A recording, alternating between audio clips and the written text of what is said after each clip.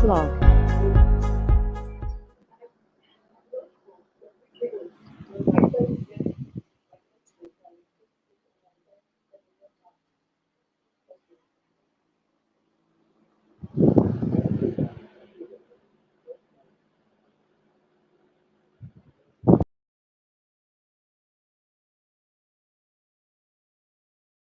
Hi guys, my name is Slick. Guess what? So it's Cluster Day Jam, a webinar that actually accommodated experts across the globe, bringing in top speakers with over 30 GDGs and 20 DSCs across Africa. This is quite amazing, right? So you actually learn things like career, job, your dream, remote job, community and engagement, building amazing, powerful CV. That's what's up. So what are you waiting for? Click on the link in the description and join us for an amazing Cluster Day webinar. See you there. Cheers, guys. See you later.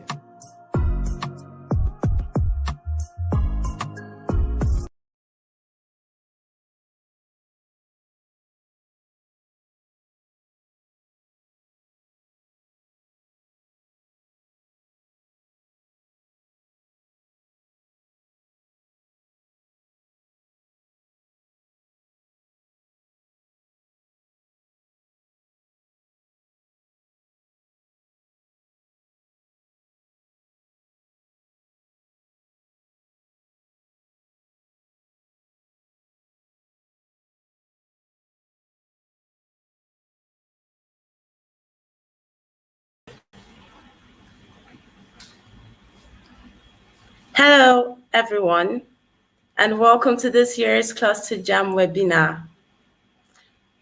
Last year, we hosted 2 sessions of webinar. Hello, everyone, and welcome to this year's Cluster Jam webinar. Last year, we hosted 2 sessions of webinar. Hello, everyone. What is going on? And welcome to this year's Cluster Jam webinar. Last year, we hosted 2 sessions of webinar. Hello, everyone. What is going on? And welcome to this year's Cluster Jam webinar. Last year we hosted. Okay. Hello, everyone, and welcome to this year's Cluster Jam webinar. Last year, we hosted 2 sessions of webinar, which is the Web Cluster Jam and the Flutter Day webinar, respectively. If you're following right now, please go down to the comment section and comment where you're watching us from and your names. Thank you so much. Don't forget to subscribe to our YouTube channel. Thank you so much. My name is Tabitha, and I'll be your host for today. In case you have any questions to ask, please go down to the comment section and type in your questions. And I'm sure a lot of you out there are wondering, what is Cluster Jam webinar all about? Cluster Jam is an event which is powered by our Google Developers Groups and Google Developers Students Club all around Sub-Saharan Africa, whose main aim is to promote collaboration and impact positively on the largest scale of persons. Today's webinar will feature experts from across the world to share curated content and knowledge across various fields in tech and impact positively to the masses. We have a lot of activities outlined for you guys today, which include our different speakers for different sessions, and we'll also have a game session, which is going to be with a lot of freebies and available to go home with. It's going to be really interesting and exciting. Thank you so much. So I would urge every one of you to take down notes on every session which is going to be taken care of today. And please, if you have questions, don't forget to write them down in the comment section. I'm not here alone. I have with me Mrs. Nancy, who is a co-organizer of the GDG Akoko and Women's Team Lead. Miss Nancy, if you're present, please notify. Yes, so our social media hashtags have been posted on the screen. Yes. So please, you can do well to share the content on your social media using the hashtags Cluster Jam Webinar, hashtag Career Day, hashtag GDG, hashtag GDSD. Thank you guys so much. So with all this being said, I would love to usher in our first speaker to the stage in the person of Mr. Callistus. Mr. Callistus is a data analyst and the lead GDG Sokoto. Thank you so much, Mr. Callistus. You can come on stage right now.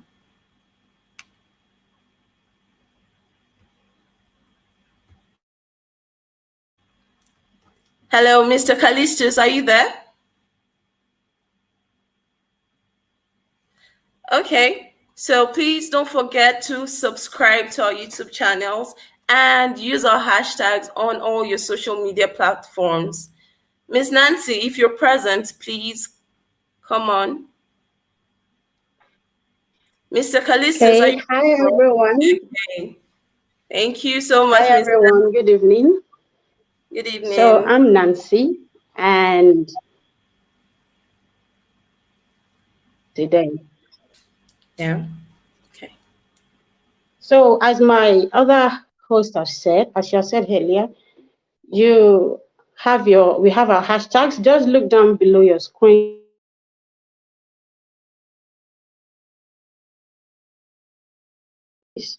We have lots of freebies here for everyone. Lots. When I say lots, I don't want to burst your bubble yet.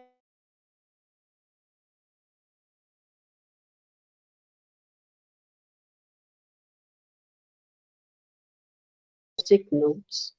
Take notes of things that are being said in each session, because you wouldn't know where your question will pop out from. So stay tuned as we go. Thank you so much, Nancy. I am really grateful. So please, is Mr. Callistus present?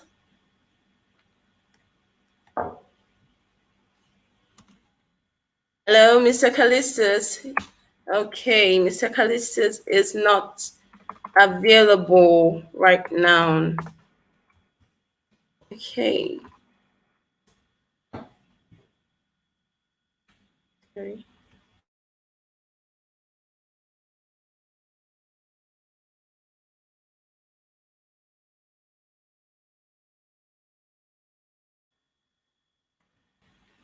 Okay, Mr. Callistus isn't present, but please, is Mr. Aniedi present? Mr. Callistus, if you're present, please speak up. Ms. Anide, if you're present, please notify.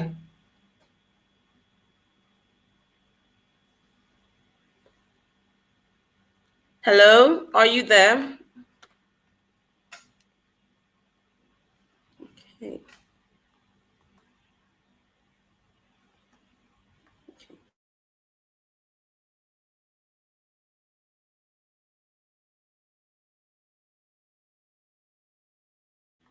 Okay, thank you so much, Mr. Callistus. You can come on right now. Hi guys, my name is Slick. Guess what? So it's Cluster Day Jam, a webinar that actually accommodated experts across the globe, bringing in top speakers with over 30 GDGs and 20 DSCs across Africa. This is quite amazing, right? So you actually learn things like career, job, your dream remote job, community and engagement, building amazing, powerful CV. That's what's up. So what are you waiting for? Click on the link in the description and join us for an amazing Cluster Day webinar. See you there. Cheers, guys. See you later.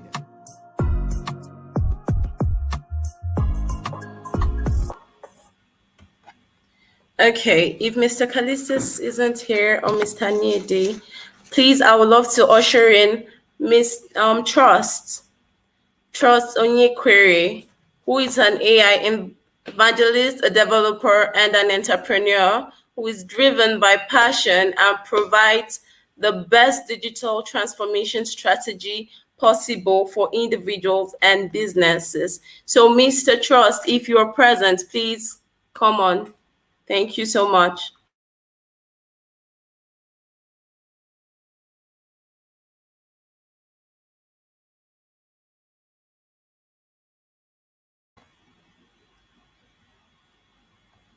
Hello, Mr. Trust, are you there? Yes, can you hear me? Thank you so much. Yes, thank you. Okay, just a minute.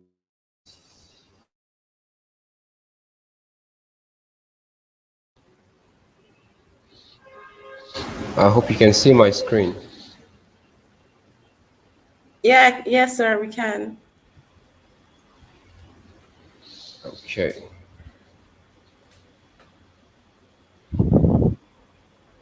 Just a moment. Okay, yeah. All right. Hi, everyone. My name is Trust Onyekure, and I'm very excited to be here this evening.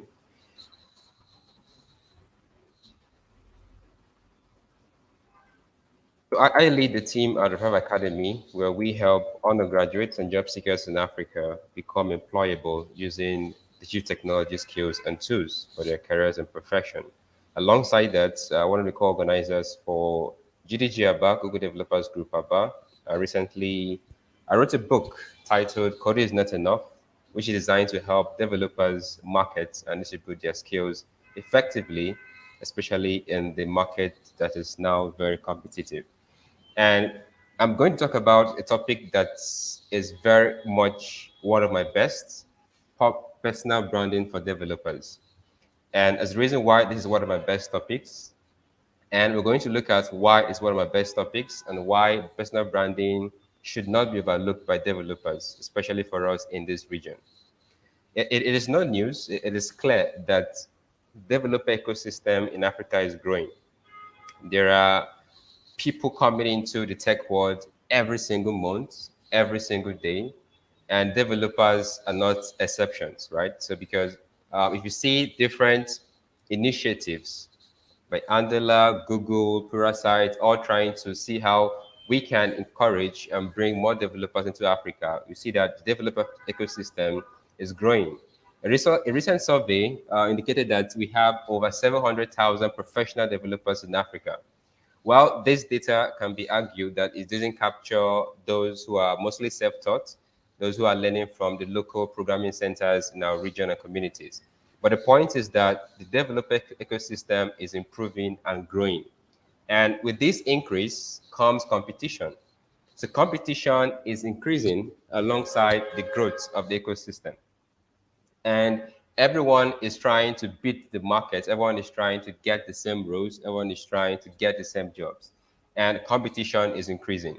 Now, how can we beat the competition? A very interesting question. So how can you as a developer be able to beat and stand out of these many other people who are doing the same thing as you're doing, some even more skilled than you are? And the answer is simple: personal branding.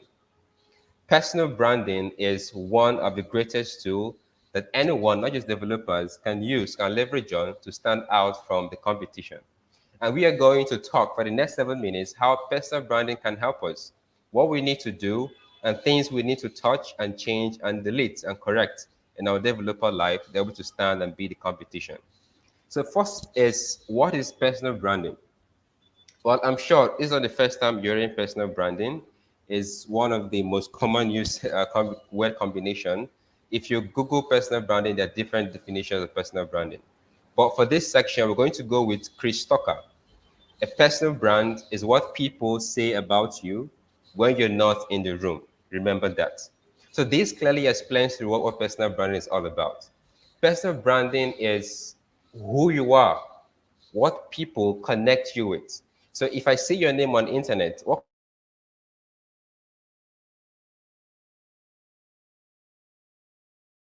comes to my mind? So if I'm to talk about you, someone, how or who will I say you are? So personal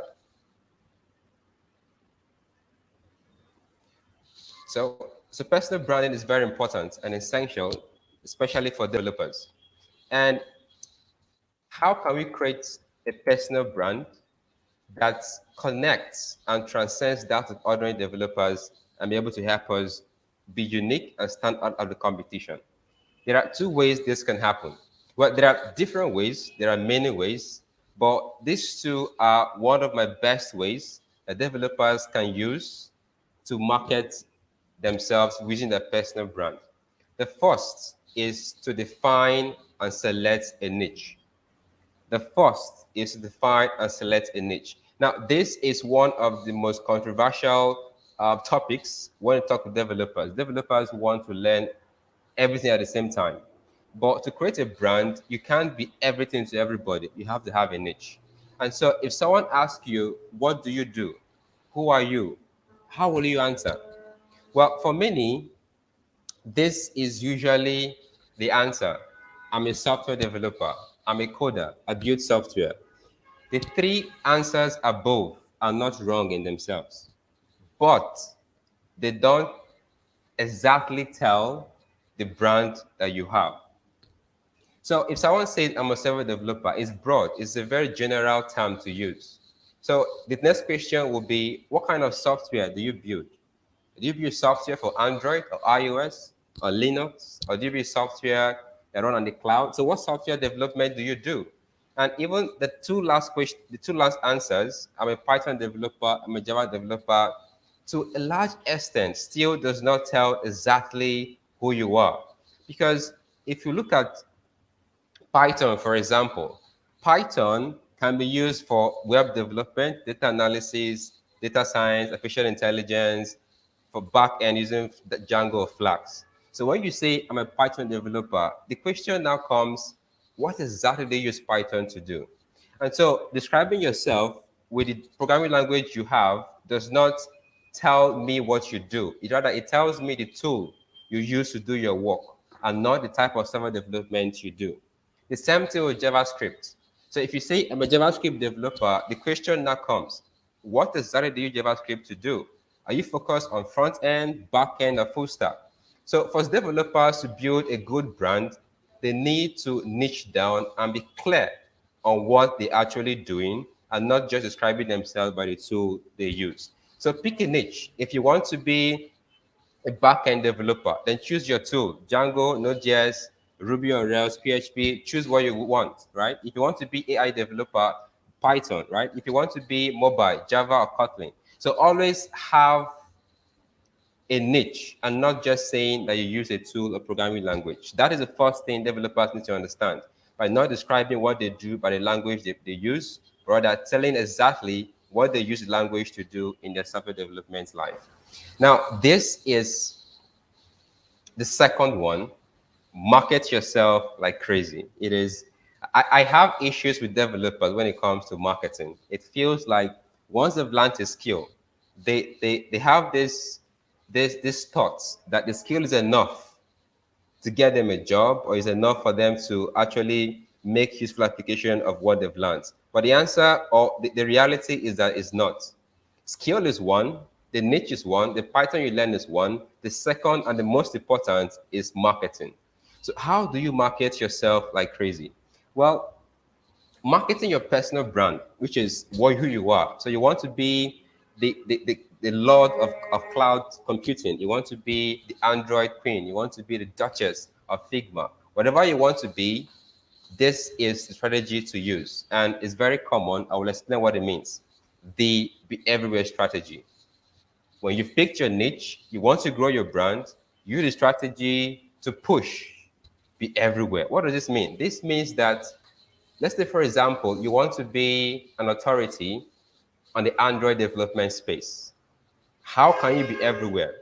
This basically means that anywhere, both on the internet, on physical interactions, anywhere that Android development is mentioned, you have to try your best to be seen there.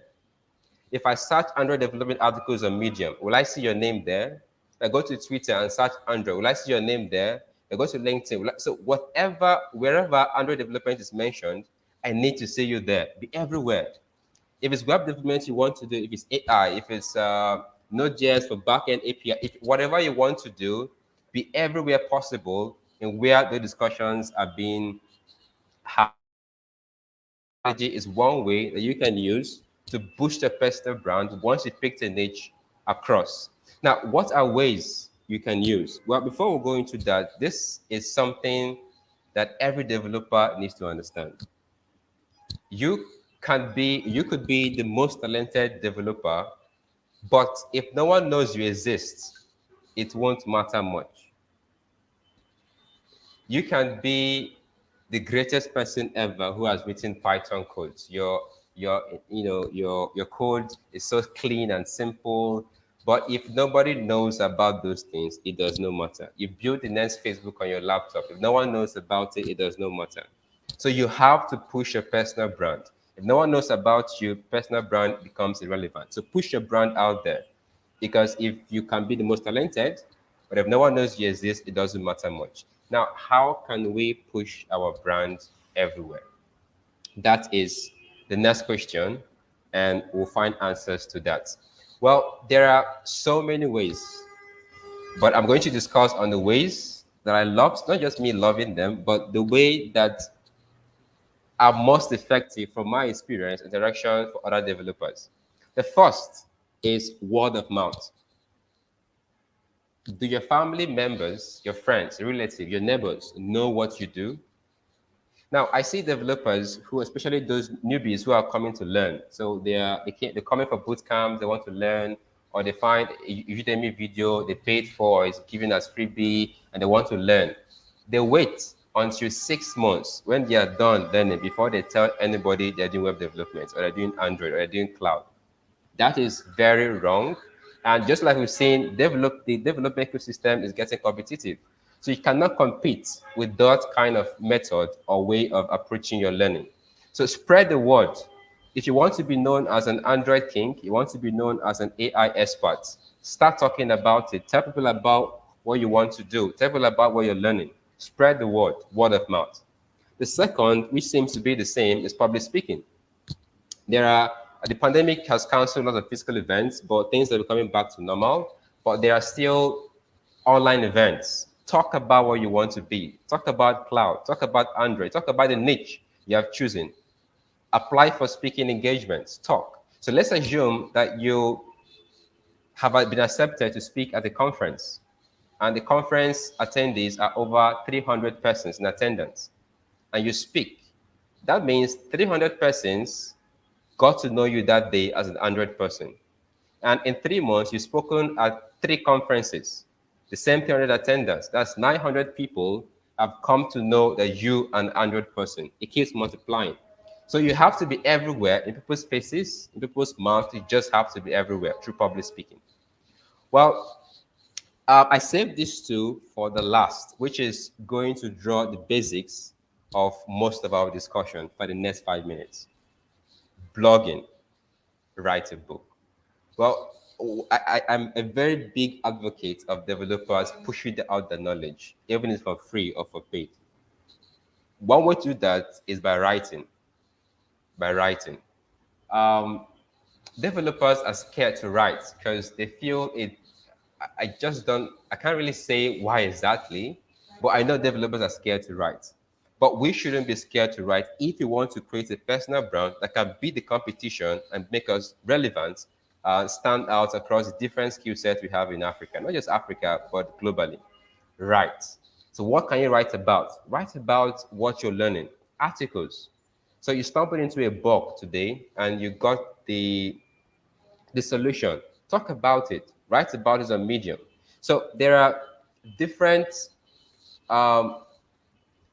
avenues that you can use to write. We'll talk about them later. So writing is one way that will help you be everywhere. This question is a very important question. And if you're a developer, I want you to answer this question honestly. But I don't know if you've tried it before, but if you haven't, you can try it later. If I search your name on Google, what will I see? This is a very important question. I don't know if any of us have tried search your name on Google and see what we find. Most developers don't have a good SEO on online. So I search your name on Google, right? I don't see these things. I search your name, I don't see anything about you on Google. Sometimes I just see someone else's bio on Google, or I see your name, but nothing there is really making sense. That is one way that you can begin, the competition will begin to beat you. But once you begin to blog on places like Hashnode, once you begin to write about your learning, no matter how small it is, a medium, no matter how small it is, your SEO life begins to improve. Now, when I search your name, I begin to see relevant things across what you're trying to, brand you're trying to pitch, right? So if you want to be a cloud person, I search your name, I need to see cloud things. Everywhere I go about you should be cloud, right? If it's Android, it should be Android everywhere I go. So that is one way that you can use blogging as a way to boost your personal brand across this platform.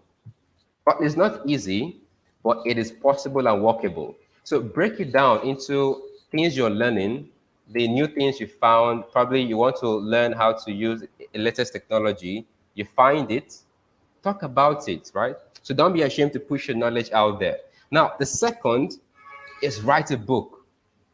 Write a book. I usually say that a blog is the younger brother to a book.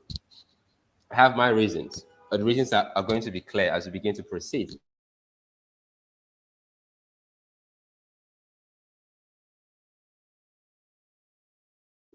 That it automatically gives you authority you're trying to build, right? It automatically gives you authority over the niche you're trying to build. So if you want to become, you want to be the Android expert, and you mistakenly have a book on Android, that is already, it will give you an advantage far above other persons who are Android developers. Write a book. And now, let's take a look at these books on the screen. They're all technical books. And I'm sure most of us have stumbled into technical books one time or the other. Advanced Android, advanced Python programming, Android itself, Android programming for beginners. We have JavaScript applications, and we have other ones I'm sure you have seen online. These are developers who have pushed their brand internationally and beyond their borders and communities by writing books about what you're learning. I'm sure what is in this Android programming for beginners, those Android developers who are in the house already know about it. So push around it. So do not look at the fact that there are so many contents on Android or web or cloud or AI and say you will not do yours. Do yours. If you look at Udemy, for example, how many courses on JavaScript on Udemy? There are I think there are over thousands. So someone would not say, I saw a JavaScript course on Udemy, I will not do my own. They will do their own because it is their own voice. And so these are personal branding techniques that you can use. Now, I want us to honestly analyze this, right? Honestly analyze this. If you are an employer and you're looking for a role of data scientist who uses Python for data science, and 3 candidates come in, the first one has 3 years experience, the second one has 4 years experience, the last one has 3 years experience plus a book or a course. And now you start for this book and you find this book has 1,000 reviews on Amazon and the course has 510,000 students on Udemy. Honestly, who will you give a chance? Now, let's take character and other things for hiring all balanced. This is the criteria now. You're looking for an expert. And this last guy has 3 years experience. All of them have the same skill set. But he has a book, over 1,000 reviews on Amazon. He has a course, over 10,000 students. Who will you give this an opportunity to talk to? A, B, or C? A, B, or C? All right, Ibrahim says, I'll go for 3 years experience per book and course. That's great. A, B, and C, right? So C, if you're like me and many other persons, you go for C. Because automatically in your mind, this brand is so strong that it beats the other persons. A book, if you were to use the PG language, book, not be beans. Because I want to have written a book and it's on Amazon, he's good. Even though it's not good, automatically your mind tells you it's good, right? The same thing with the course as well. So these are personal branding techniques developers can use to beat the competition. Now, the questions that you may be asking would be, how can I write a book? Well, there are different ways to write a book, right? There are different ways to write a book. But I want you to know this. Authoring a book, a good book, keeps you ahead of the competition. It keeps you ahead of the competition. There are, let's take this last example, right? You go to an event and introduce someone and they said, let us welcome on stage Michael Jordan. Michael Jordan, basketballer, right? Okay, let's use Michael Jordan, right? Let's welcome on stage Michael Jordan. Michael Jordan is this and this and this, and is the author of JavaScript 101. And you yourself have seen JavaScript 101 and you bought the book and you read the book, and that book helped you in your career. When Michael comes on stage, you will give him the absolute respect because he has a book to his name, a JavaScript book for that matter. So books have this way of taking your brand far above what you can imagine. And I think I just found this so many months ago. I wish I found this very early. There are publishing companies who are focused on technology books. Packets, O'Reilly, Appress, and Money Publication. There are many other, but these are the ones that I've tested, and I can say these are good for you. All you need to do is to send them an email. They have template for proposal. Send them an email and tell them, I have this book idea I want to write. I need your help. For Packets, I know other ones also do that. For Packet, they send you an email requesting for a Zoom call. So they talk with you, discuss with you, an interview kind of discussion, to ask you what expertise you have to write that book. Is it a problem? Ask just to know if you are ready to write the book, and if the topic you write is going to be sellable in the market. If the answer is yes, they'll send you a contract agreement. You sign it. They assign it to your product manager, and they assign you to an editor. So they will work with you to edit, do the research, help you work around the book until it's published. Once it's published, they push it all across possible stores developers can find. They have their own store, but it goes to Amazon, it goes to every other place you can lay your hands on. And so one thing about these people is that not just them, other publishers, is that they have an international market. So you can take your brand far away from Africa or across Africa, even beyond, into international markets using any of this. So all you need to do is to have an idea. So if you feel like you need to write a book titled Learn HTML and CSS with 45 real-life projects, is a book, and you go to Packet and tell them, this is the idea I have. If they see that this is going to be marketable, it will help you achieve it. So as soon as you write that book and it's being published, your career will never remain the same. That is the truth, right? And all of us, for us who are developers in Africa, Nigeria, there are so many challenges we are facing, but there are opportunities beyond where we are that we need to tap into. And as we've talked about, there is need for us to create a brand that transcends that of ordinary developers. So imagine there are 100,000 developers in Africa, and 10 of them have a book on JavaScript, and you write your own book on JavaScript. That is 11% JavaScript. So that means you are above over 900,000 persons, right? So these are principal steps. They are not simple, right? I'm not saying they are simple. They are not simple, but they are workable.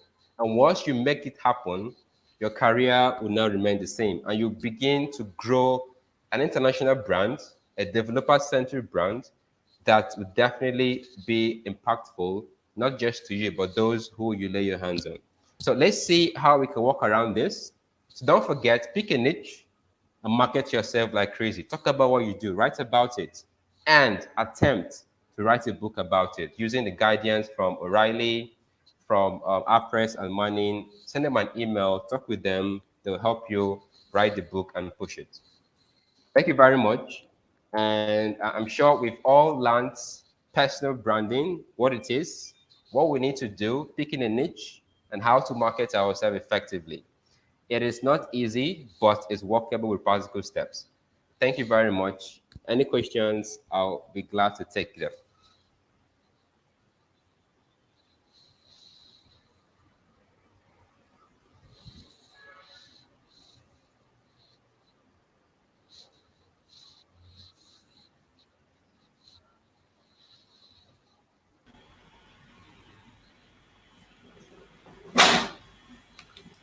Okay. Thank you so much for that session. That was really amazing. Thank you so much, sir. We're really grateful.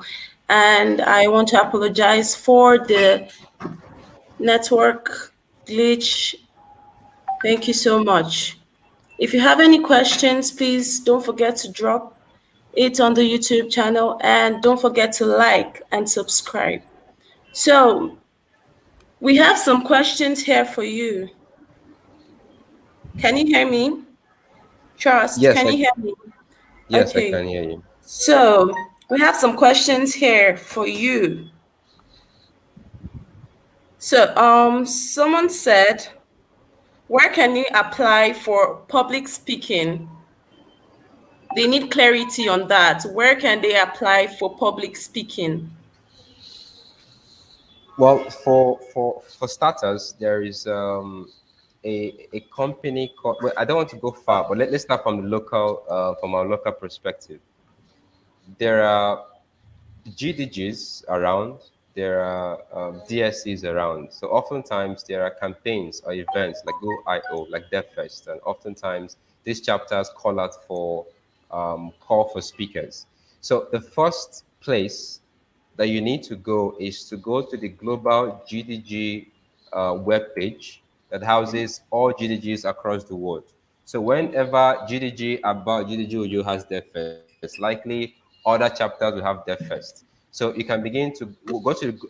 I don't know if I can find it, but I'll find the link and share on Okay. the YouTube comment section. So once DEFA is a global event, you can pick the chapter who you wish to speak to, whether GDG South Africa, GDG Kenya, or GDG Uyo, whichever chapter.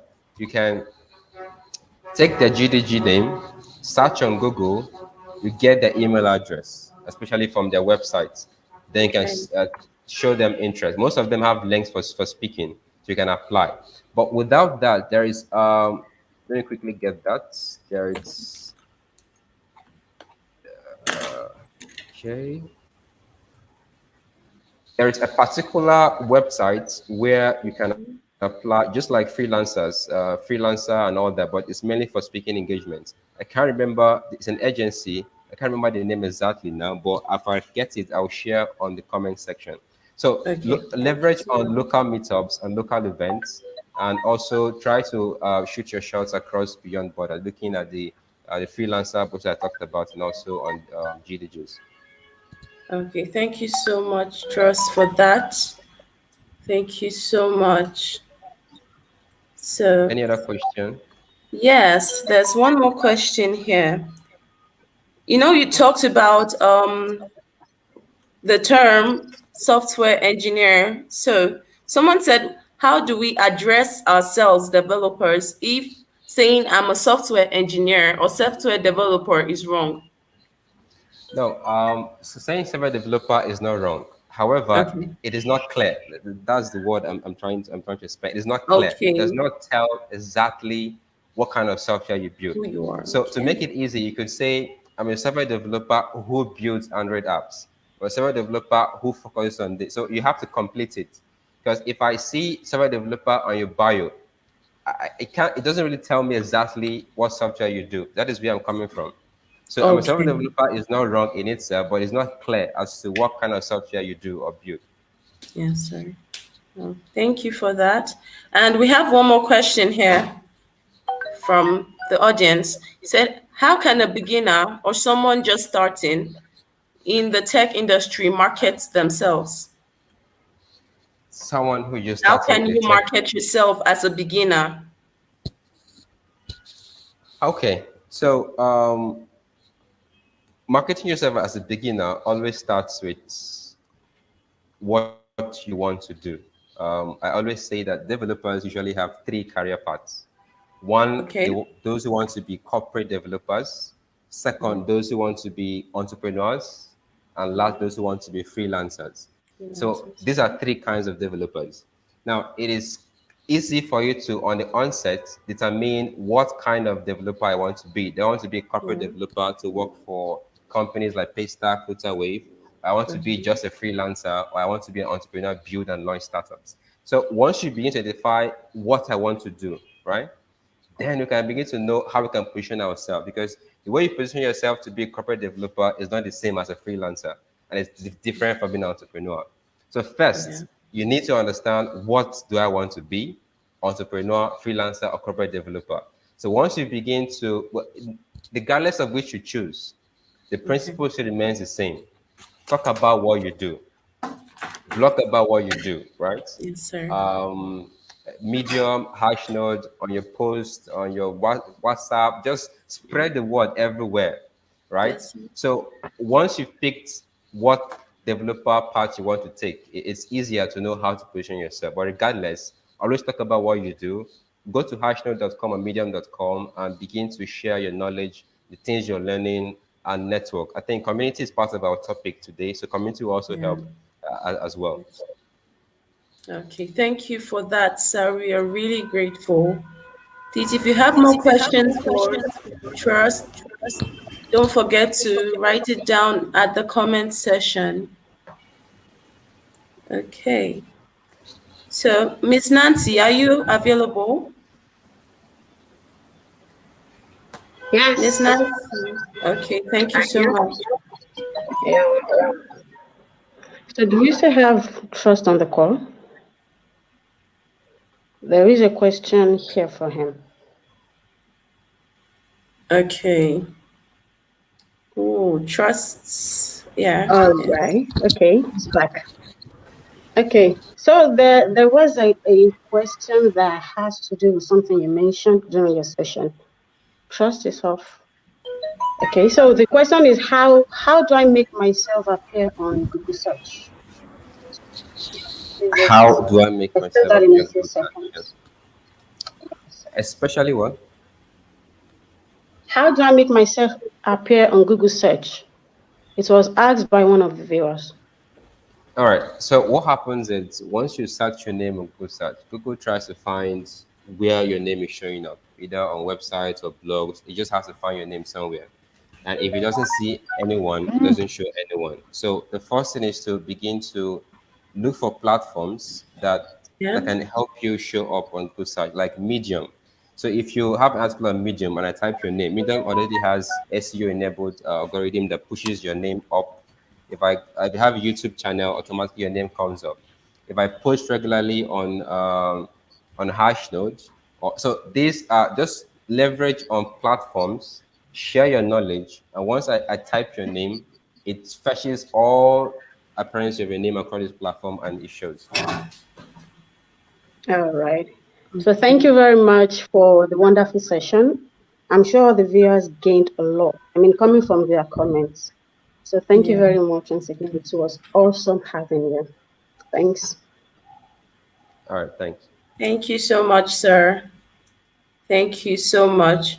So, with all that said and done, if you have more questions, don't forget to write it down at the comment section. Thank you so much, sir. We really appreciate you. So we're going to call in our next speaker in the person of Mr. Anedi. Mr. Anedi is a program manager for Google in Sub-Saharan area. He is in charge of GDG. Mr. Anedi is an IT professional, open source advocate, aspiring product manager, and machine learning enthusiast. Mr. Anedi, are you there?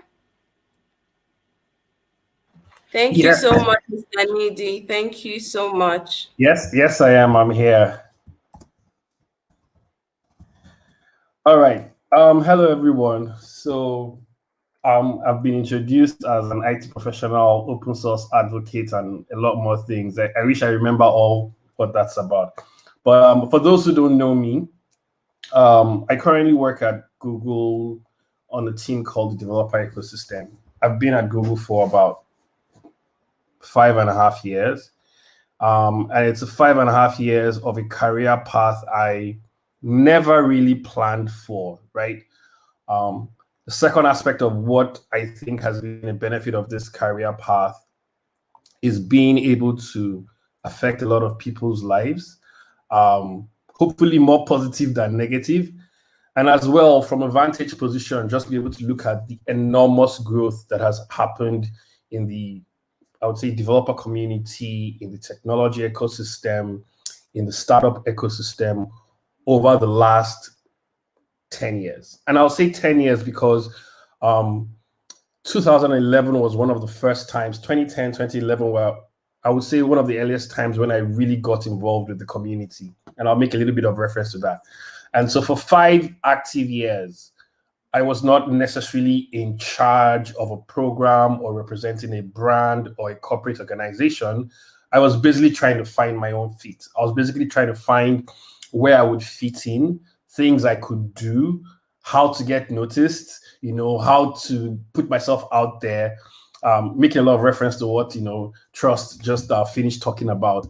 And also trying to find, the right fit, the right stack, the right career choice, what domain to be in, At the same time, I was also struggling with, just keeping my head above water, trying to make a living, trying to earn some money, have a job, and things like that. So for me, from 2016, when I joined Google, I had a different perspective. So first of all, at Google, my role is a developer ecosystem program manager. And on our team, we run a number of programs. The broad idea of what we try to do is make developers successful using Google and open technologies and other complementary technologies, right?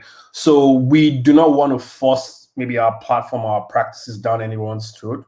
What we're trying to say is we're trying to let everyone know the breadth of offerings that we have, trying to increase the breadth of those offerings under structured programs like developer students clubs, Google developer groups, women tech makers. Even at the time, we had what we called broader developer communities. And then over the last 3-4 years, what we've done is also stretch that out to things around, the startup ecosystem or the startup community. We first launched a program we call Launchpad. Luckily, this was a time in 2017 when we had the pleasure of having our CEO visit Nigeria, Sundar Pichai. And then we launched, and he made an announcement that we were going to open an accelerator and we will support a lot of companies. Well, so now that program is what we call the Google for Startups Africa Accelerator Program. And we've also had other complementary programs support it. So basically, what I'm going to talk about is from 2016 to 2021, the last 5 years, where I have been involved in the community aspect and I've worked with some of my teammates and colleagues on building, supporting, encouraging the developer community, the startup community, I would say even the success community in the technology space. I've seen a lot, and it's clearly 2 different perspectives. And what I want to share with you now is how I feel, or how I believe, or how I've come to see that community can really support you. So I'm not going to take more than another 7 to 10 minutes. I want this to be very interactive. So please ask your questions. I'll give you a little bit about personal experience. And it's really very interesting when I talk about personal experience. So I'll talk about in 2011, 2010, I was very involved in the Drupal community.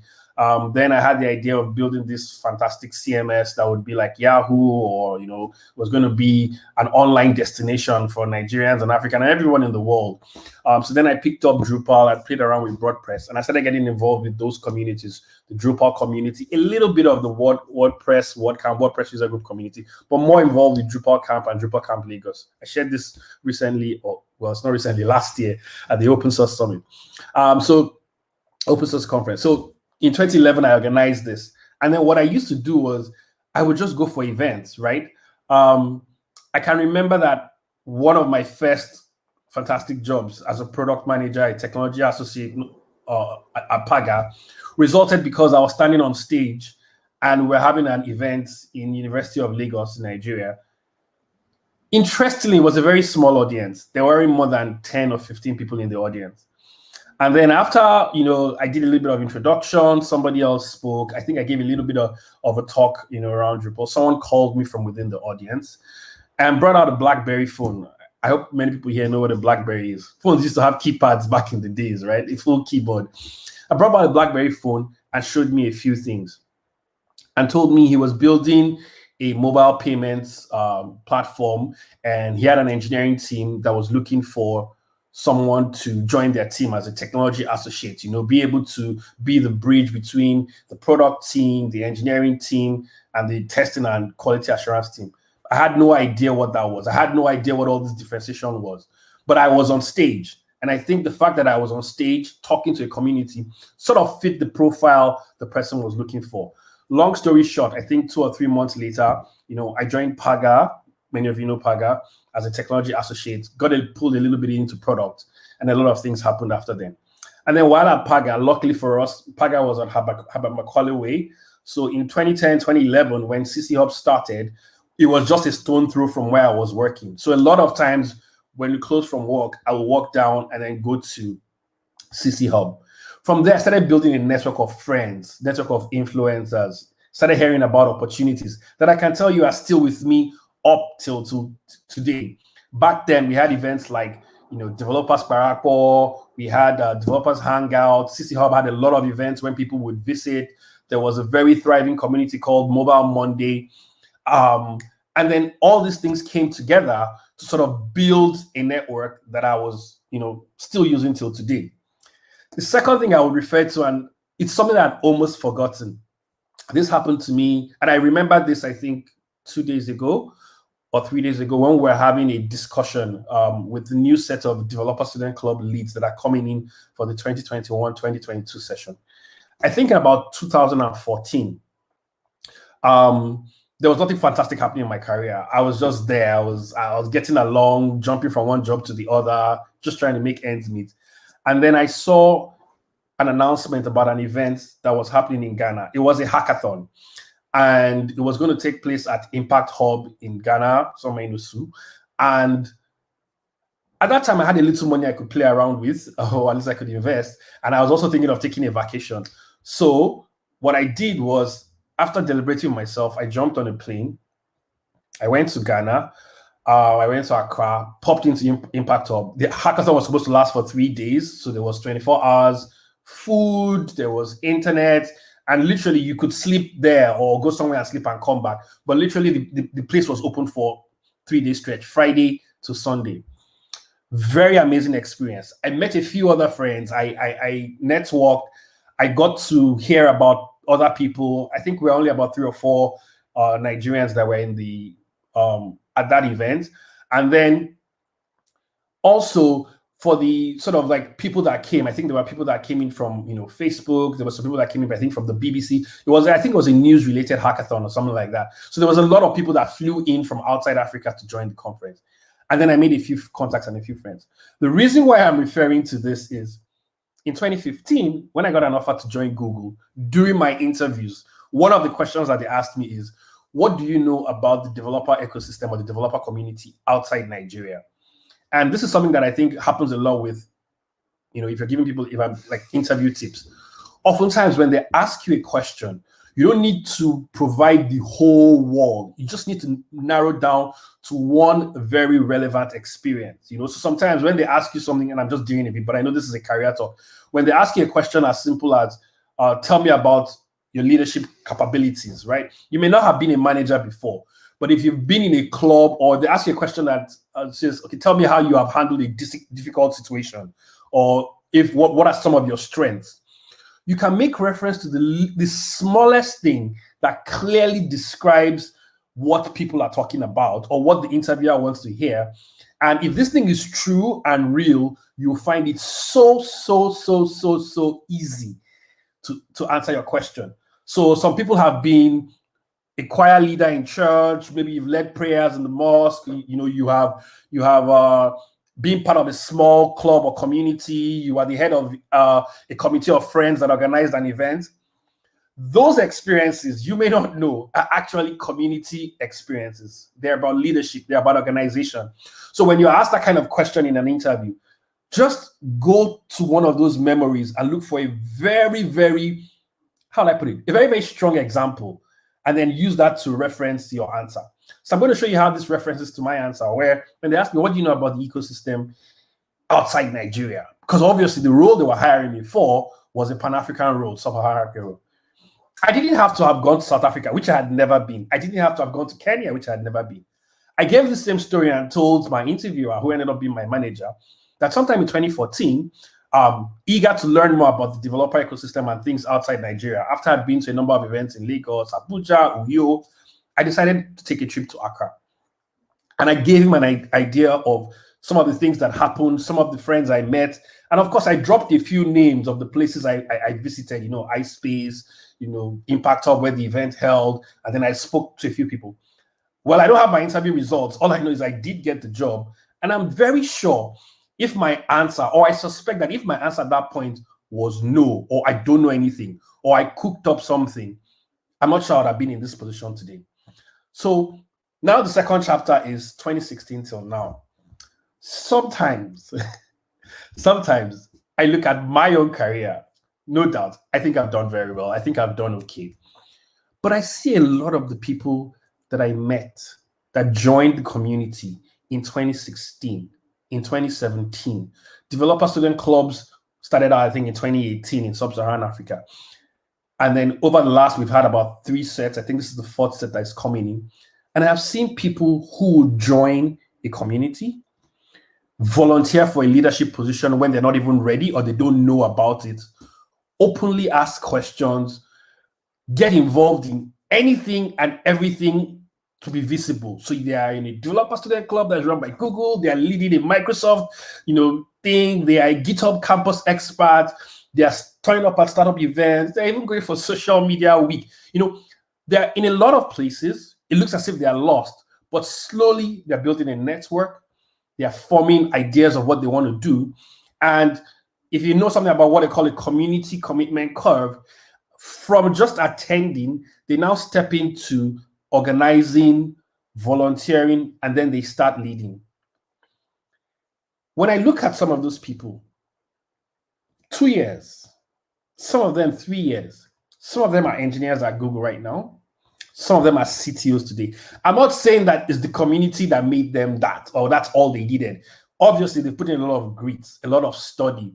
They've taken advantage of a lot of information that is flowing within the community, whether it's access to a scholarship, such as Google Africa Scholarship, or any of the other scholarships that have been run by Adela, by Microsoft, by Facebook.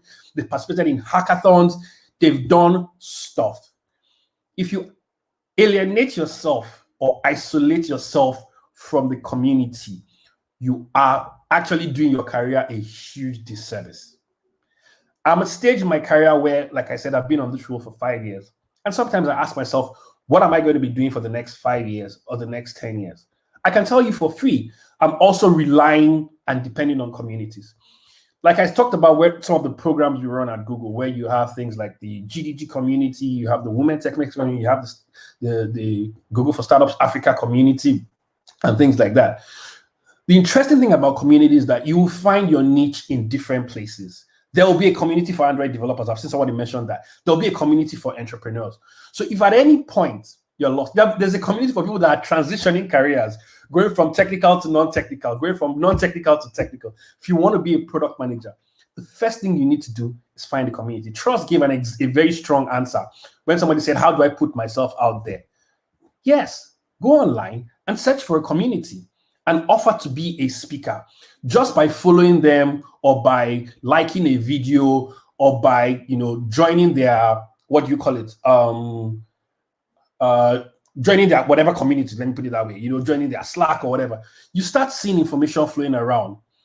I mean, like a couple of WhatsApp groups that are absolutely amazing. Is it job offers? Is it remote interview trips? Is it mentorship? Information just keeps flowing. A WhatsApp group actually is a community. No doubt about that. Some of those groups are built around a very specific community. So there might be a GDG in Ondo or Akoko or in Nairobi, and then they have a WhatsApp group. But also there's a lot of cross-pollination. And you know how WhatsApp broadcasts happen. I mean, all of you have received all those pray for this from your mother, your grandmother, from your family WhatsApp group. When something trends in another group, somehow it just manages to flow from one group to the other to the end. Anyway, what I'm trying to say is right now, if I'm considering career options, if I'm thinking of how to grow, if I'm thinking of the next best thing to do, I'm currently relying on the community because that's where the information is. Now, when you get the information, is one part of the story. The second part of the story is, what do you do with that information? I keep telling people, and I'm giving a presentation about this, and I'm almost out of time. I want to stop right now. Someone really asked me, what are the resources? What is the one thing, or refer me to one thing that I need to do to succeed in my technology career? You know, I'm quite not so young.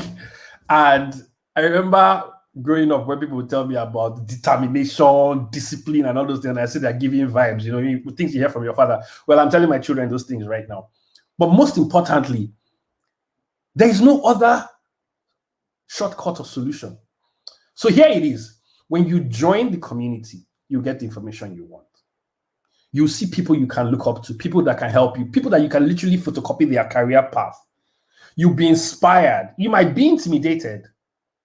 And then when you start contributing and leading, the benefits start multiplying. You can get sidetracked, no doubt. But the most important thing, this is the nugget, is you need to have the grit and the determination to follow up. Whether it's hotels.ng, HNG internship, or Google Africa scholarship, or some study jam, or some Coursera course, the thousands of Udemy courses that are available, all the references you're going to get today, you're going to need some grit to go from the beginning to the end. So I'm going to keep it at this. The community, in my opinion, is a platform. In my Oscar First famous talk, I called it community as a service. We all know about platform as a service, software as a service. The community is a platform on which you can build your career. If you're able to make the best of it, learn along the way, join, volunteer, step up to lead, I think your career can get to anywhere. And like I said, I have seen it. When I look on Twitter and I see people talking about the number of figures in dollars that they are making right now, and I sometimes say, is this not 2018? I think someone posted very recently whether they should do some kind of challenge where people should post their pictures from 2017 or 2016 or 2017, just like where I started and where I am right now. I'm looking forward to that. And finally, well, Twitter is banned in Nigeria. I may not necessarily be in Nigeria, I'm online. Over the last 2 weeks, I have seen a lot of people testify about how they got their next job, their first gig, and all these things are either directly or indirectly related to community. So for me, there's a lot in here. I've seen a lot. I'm still seeing a lot. Please use this platform to get the information you need, get the clarity you need, connect with the people that will help you, connect with your helper. They won't cut soap for you. They will help you. Build on this platform. And then when you make the decision to focus on one thing or the other, have the grit to go from beginning to end. Thank you.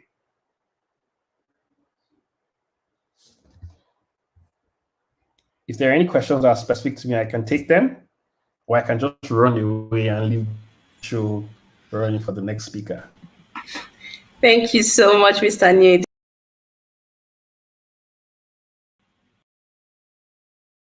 Okay. Thank you so much for that question. Okay, I need to get the question.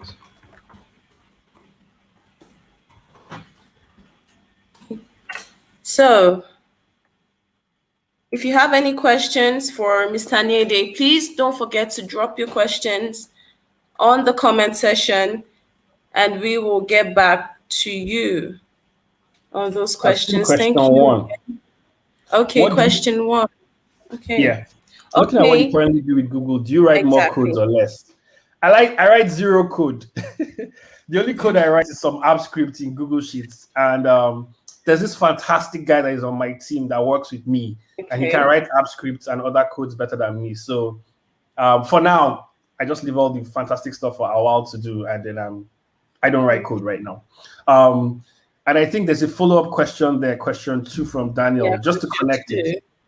Yeah. You see some similarity what I do and what Thompson does. So Thompson joined our team, I think, about a few months ago, and he's working on the North America team. I'm working on the Sub-Saharan Africa team. But before that, Thompson has been very, very vocal, very, very out there, sharing a lot, teaching a lot, right? And I think he's still very actively writing code. if you want to look at the developer advocate, developer relations, developer landscape, developer ecosystem landscape, I think there are a lot of fantastic blogs that put that together. I think also my colleague Ada has started a Twitter channel, Twitter called DevRel Lite, where they explain a lot of these things. But I can just give you a little bit of idea. Your developer advocate basically talks a lot about how a technology works, right? So this person is definitely someone who can write code, who has built applications before, has probably some side projects he or she is working on, and then shares this information with other people, right? Is very comfortable diving into code snippets, working with SDKs, may also decide to do some technical writing, write tutorials and how to, but may not necessarily be involved in the everyday code that goes into maybe Gmail or the Android platform, but is knowledgeable at that level. There are other people that are in community management, program management, that it is not their duty to write code at work, but they may still write code every other day. Okay. Thank you so much for that clarity. Thank you so much for that. We really appreciate you. Thank you. If there are further more questions, don't forget to drop your questions and don't forget to subscribe to our YouTube channel. Thank you so much, sir. We really appreciate that session. So, to go down into the next, go down into the next phase of this program, please, I want you all to welcome Mr. Samuel, Mr. Obasa Samuel Temitope. He is a machine learning engineer.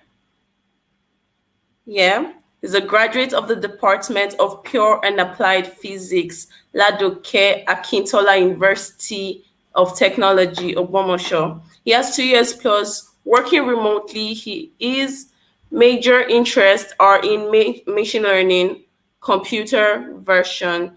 Please, you all should put your hands together and welcome Mr. Samuel to the stage. Thank you. Okay, good evening, everyone. Thank you. Hope I'm very much audible. So yes. So what we are talking about this evening is actually career talk, and right now everybody's expecting getting your dream remote job, but I wouldn't really be going deep into the aspect everybody's always looking for to interviews and major things like that, because the two topics we've had previously had really gone into things you really need to get your dream remote job. But I'll just be mentioning some few other things, and just let me do a brief. So as they've said, my name is Obasa Samuel Temitope. I'm actually a Python developer, stroke machine learning engineer. I currently have 2 years experience plus, over 2 years.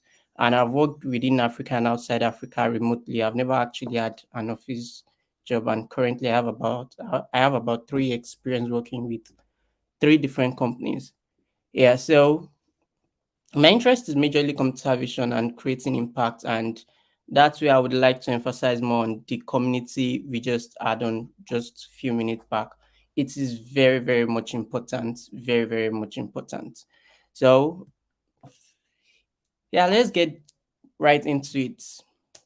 So what's your dream job? So this is a question a lot of us need to ask ourselves before actually jumping at offers. And why I say jumping at offers is because right now I could say I have so many offers on my table and they are so juicy, but it's just that I can't jump at them, and every one of them requires different things. So so for many this is actually a simple question, while for others it's actually a very, very difficult one. So I'll just use myself as an example. And if you notice in my bio, I actually mentioned being my major interest is in computer vision, and for many into machine learning, we would realize that computer vision is just an aspect in machine learning, and it's just a very, very personal niche And this is because a lot of times when we actually have a personal branding and we have what we are actually looking forward to, it helps us to have a better plan of what we want to achieve and what we are aiming for. So yes, so going further, I'll be mentioning our career ideas. So what are our career ideas? What are the things you are aiming for? What is your dream job? What do you want to get? What are the things you are looking forward to? And majority of these things starts majorly with salary. I'm putting that first because everybody's actually looking for a good job because of salary, a good salary. And if you actually like agree with me, let me just see you indicating in the chat. Like everybody is really out there for a good salary. So okay, I'm not getting any feedback. Hope I'm very much audible. Okay, yeah, thank you, Abraham. So I just want to know if everybody is being carried along. Yeah, so a good salary is one of the things that everybody is looking forward to. And there are quite a number of things that are involved, and the pay is always very important. Yeah, Emmanuel, the pay is always very important. So we are always looking forward to a very good pay, and in that process, we always have an imagination of how much do I want to be paid, what am I looking forward to, will I be able to get what I'm looking forward to. So with that, it's always very, very important to just have an estimate. Okay, like right here in Nigeria, we think about it. I'll be making use of for a beginner, I think okay, let me just give you my own personal experience. When I started my first job about 2 years ago, I was paid around yeah, how much should that be? Around $100. That looks pretty small. Yeah, it looks quite small, but $100 then, okay, right now $100 is about, okay, it was 50,000 naira then, but $100 now is 50,000, but around then it was around probably 170 or thereabout. And it's very, very, it looks very small, but it's a very good way to start. I started as an internship, a paid internship, and it was very, very nice. So it's something that initially I thought, oh, let them just pay me anything, get my experience, and then move on. But a lot of times I discovered that value actually matters a lot. Value matters a lot. So having a preset knowledge of, okay, this is the value I can afford, I can give out. This is the amount I'm expecting. It makes your work much more easier. It makes you enjoy what you're doing much more better. You are not struggling with your job, because when you're not being paid well and you're working remotely, you have so many distractions, you have so many things to consider. You feel, oh, let me just get another job on and maybe combine the two, and in the process is actually reduce your productivity and your value as a remote worker. So this is something that is very, very much important to look into.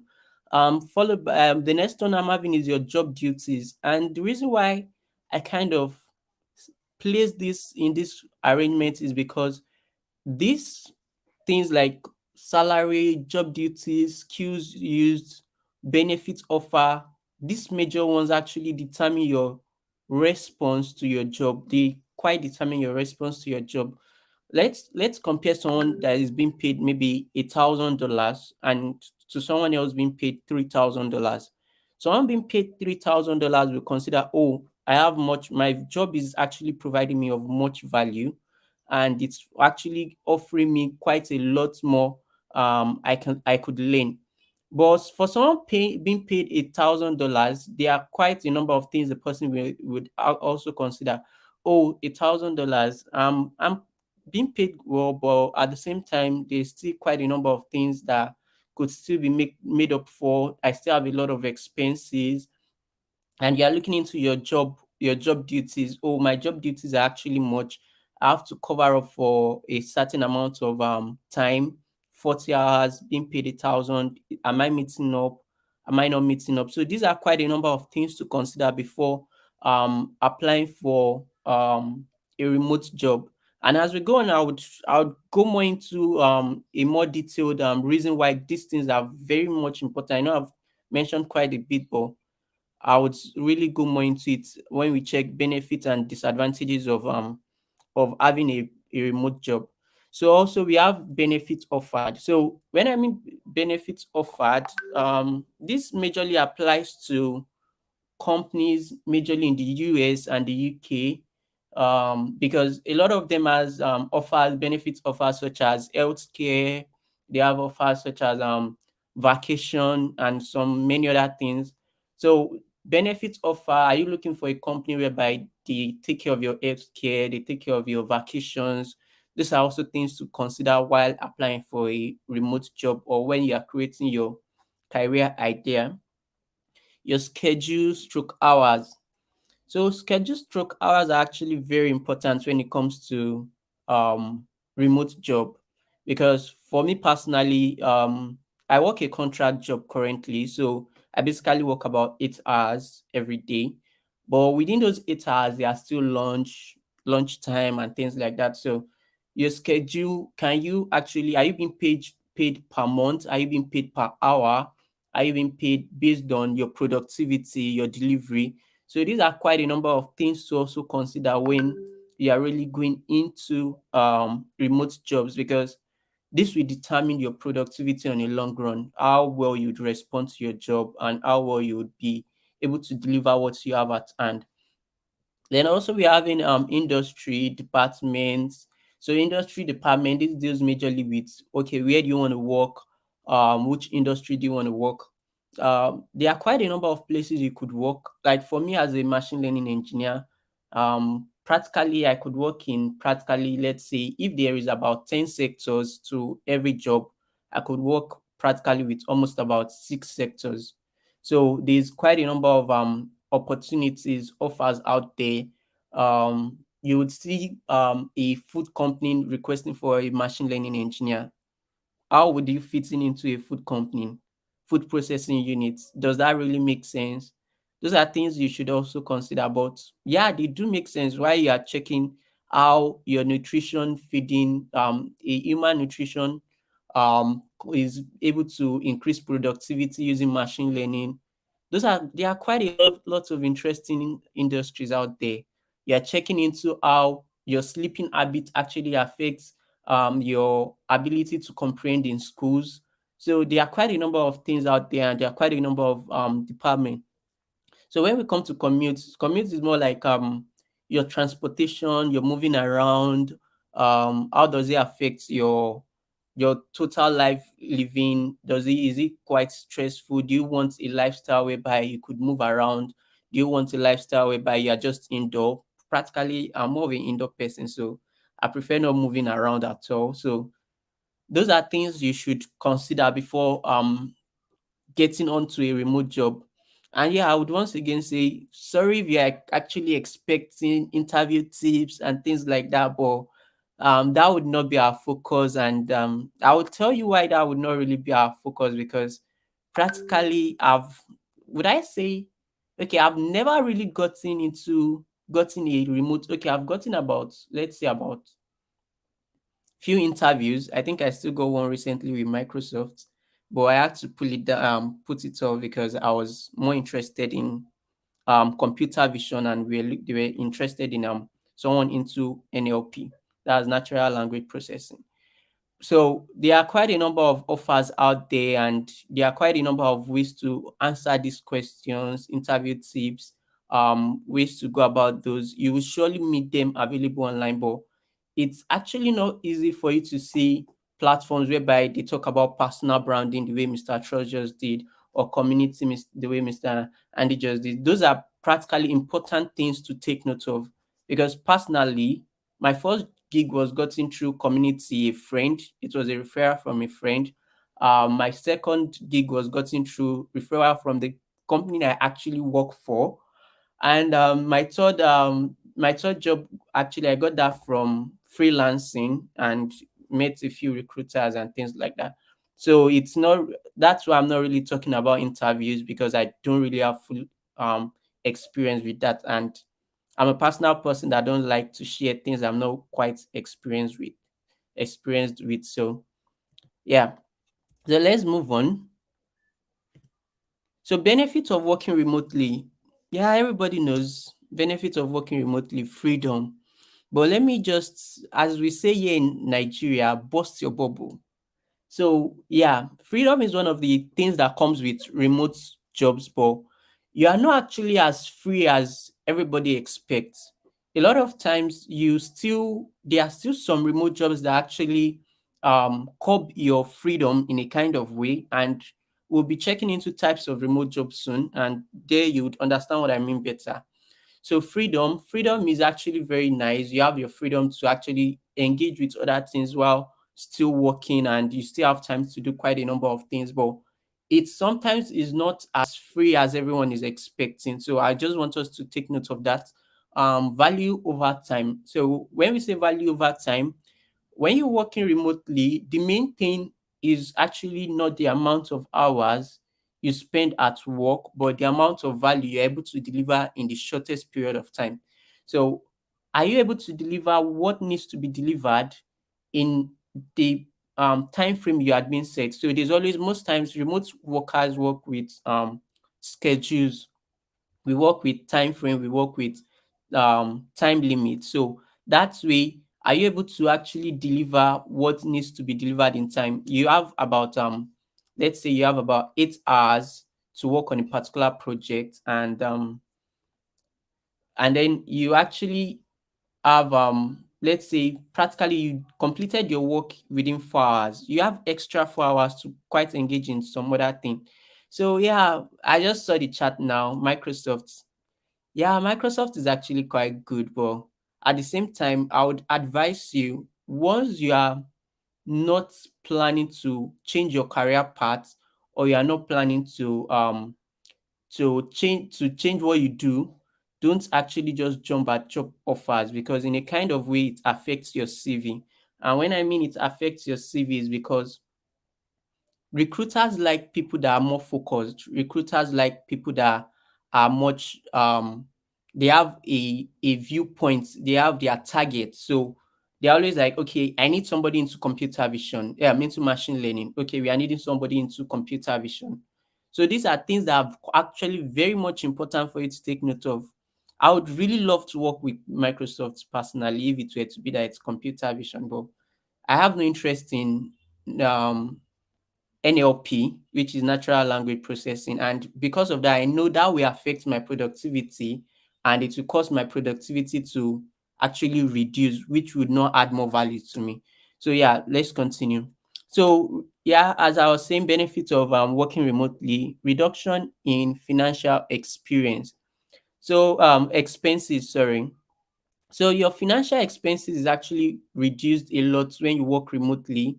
You don't have to consider, for a lot of people working in Lagos, I know a lot of us can actually think about the transportation cost. A lot of times we spend so much on transportation. So there are times whereby in a day you spend about almost $2. The $2 might seem small to actually somebody outside Nigeria, but we in Nigeria, $2 is about 1,000 naira, and that is like almost the least you would spend most of the time. And it's, by the time you accumulate that, that's about $30, 30,000 naira in a month, and that's actually much for a developer. Not, don't let me say developer, it's actually quite good for a developer, but it's actually quite small for us here in Nigeria, yeah, much here in Nigeria. So when we are looking at the so for people outside Nigeria, I'll be comparing dollar, naira. So please bear with us. And I'm actually Nigerian and I'm based in Nigeria.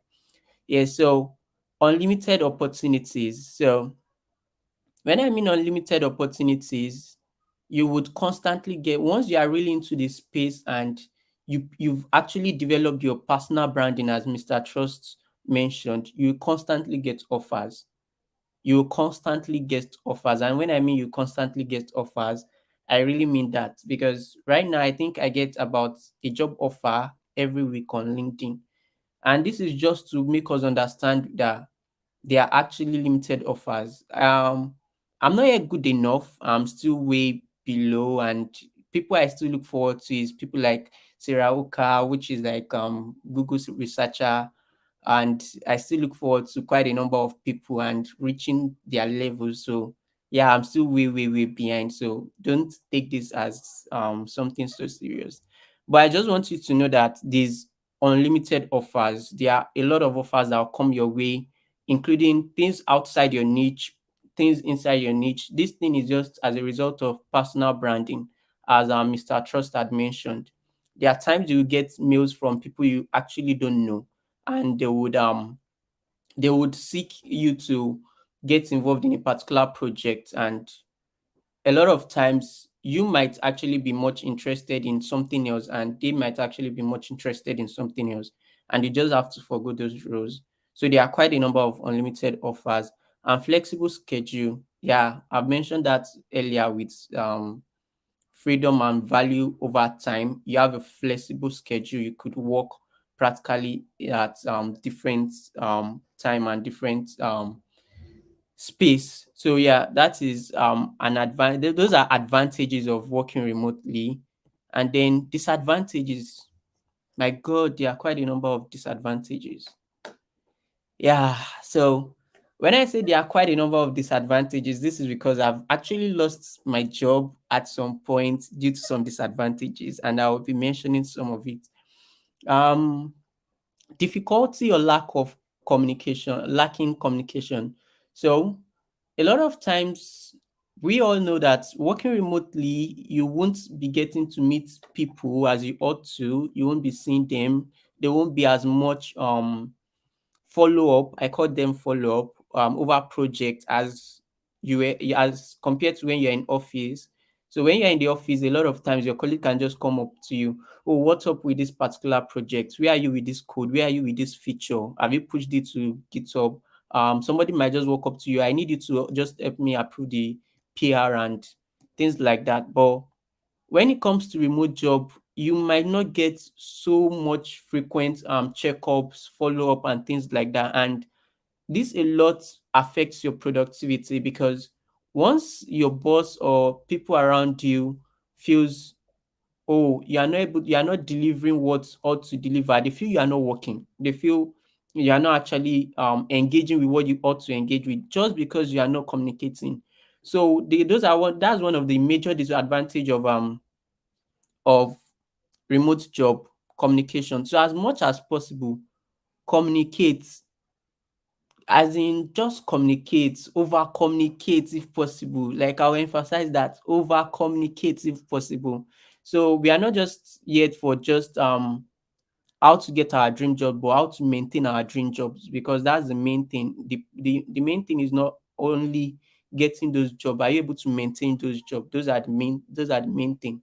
So over communicate if possible. So the next one is difficulty to manage and maintain accountability. So unlike when you work in office, everybody could see that you're working, but when you are working remotely, people can't tell what you're doing. They can't see what you're doing. So a lot of times you need to always make sure you have tools, platforms whereby you used to take notes, you used to how would I put it, to track what you yourself are doing. So if you yourself could track what you're doing, it's easy for you to push it out to other people to follow those tracks, so they could tell and know what you're doing as time goes on. So I have just a little more time here, and so yeah, I'll just talk of quickly on loss of productivity. So a lot of times there are actually a lot of distractions around you. So try to avoid distractions. There are ways to go about that. Okay, I'll try to check off for a link and share it with us later on, after immediately I'm done with this presentation, whereby we can check more on that. Security concerned, you are not in your office, no VPN, hackers, please. Those are things to consider. I might not go deep into this, but just take note of these things and check them out later on. Loneliness and isolation, overworking, underworking. I believe I've actually mentioned a bit about overworking and underworking. So make sure you don't overwork yourself. Make sure you don't underwork yourself. It might seem more like I'm rushing, but I want us to go into something quickly. That's why. So are you prepared for your dream remote job? That's a question I'm always asking myself. 5:30. So there are actually three types of remote job. We have employee, freelancer, freelance, and contract. So I'll just briefly touch on this, and we should be getting the slides so we could actually go through that later on. So the first one is actually remote employee position. So remote employee position is more like your traditional office job. It's just that you are actually in your home space and you are not in the office. So you have your basic 8-hour schedule. You have to be at work. Your kids can't disturb you. It's more like you're having a separate room for office. So it's called home office environment. So this is actually something that had been incorporated by companies that are actually trying to switch between the traditional office job to remote job.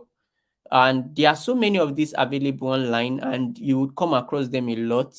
We have freelance. So freelance is actually, I call freelancers their home boss, because I have quite a number of them as friends, and they are the people with the most freedom. Unlike employees has less freedom, but freelancers has the highest form of freedom. They are being paid according to their skills. They don't need to tell you where they are. They don't need to tell you what they are doing. All they need from you is for them to communicate with their clients, for them to deliver their job on time, and for them to be paid on time. Freelancers has a whole lot, like they make a whole lot of money. It's just that it's not as consistent as employee or contract workers, remote workers. So yeah. The third one, contract role. So I personally work as a contract remote worker. So contract roles offers greater flexibility than employee position actually, but not as free as freelancing. So for contract workers, they have work schedule. We have like a amount of time we need to work per month. There are quite a number of ways to track our timing. So there's a lot of advantages and disadvantages also, but I would say the advantages is very much more. So there's always it's a flexible pay. It's a very flexible pay, and there are quite a number of things you have to enjoy when you work contract. It's just that you don't get benefit offers such as employees.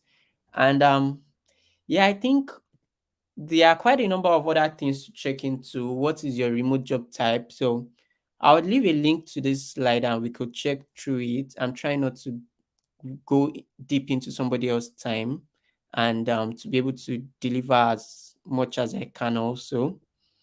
And yeah, I have a list of places you could get remote jobs.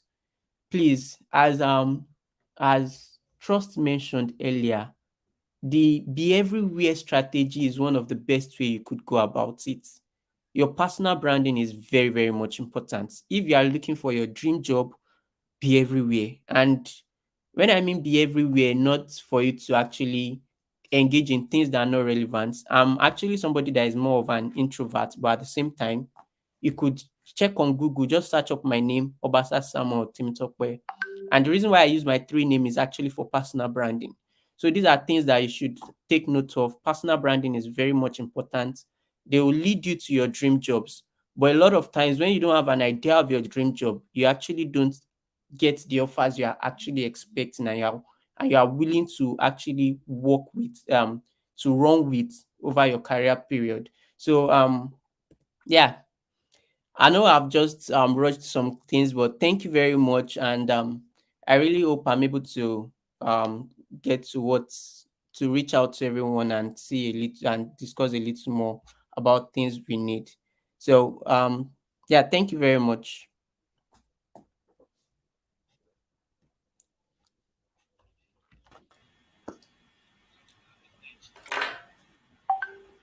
Thank you so much, sir, for that session. It was really amazing. Thank you so much for that session.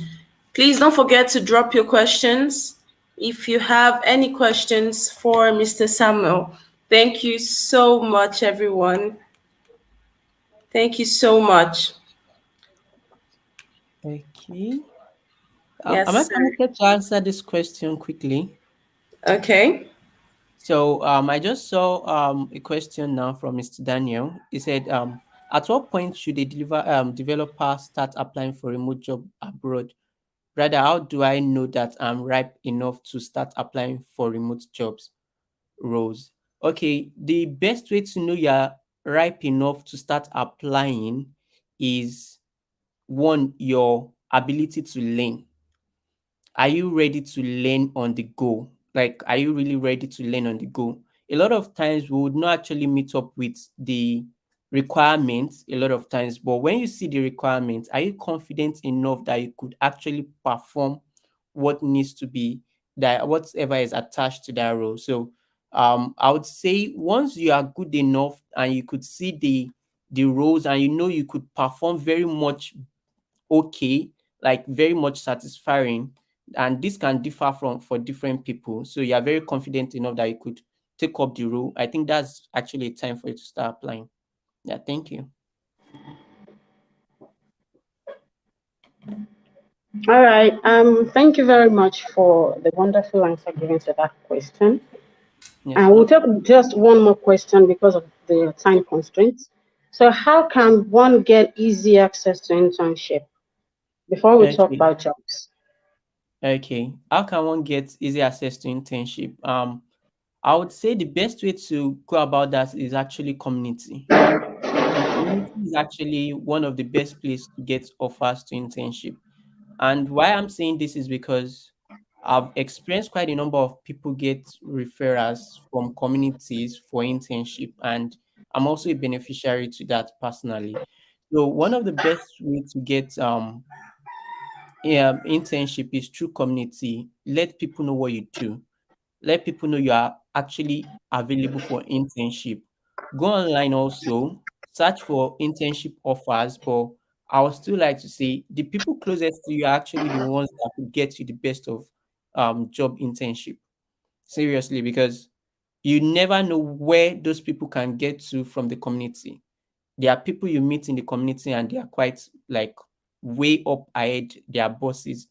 Yeah, I mentioned earlier Sarah Hook, and those are people that are way above like Google Earth researchers. And it was through community I got to meet some of these people and could start building things according to being a room, being taking them as role models. So yeah, community is one of the best way you can get internship. Thank you very much, ma'am.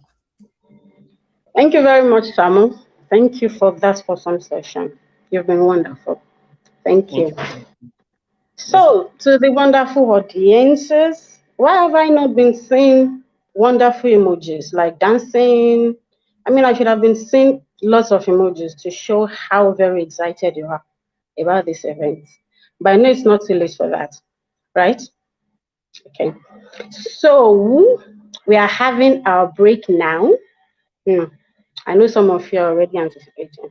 So, it's time for a break. And the first thing we would be doing right now is we go through the feedback from the audiences. I know we've been seeing comments, lots of comments on the comment section.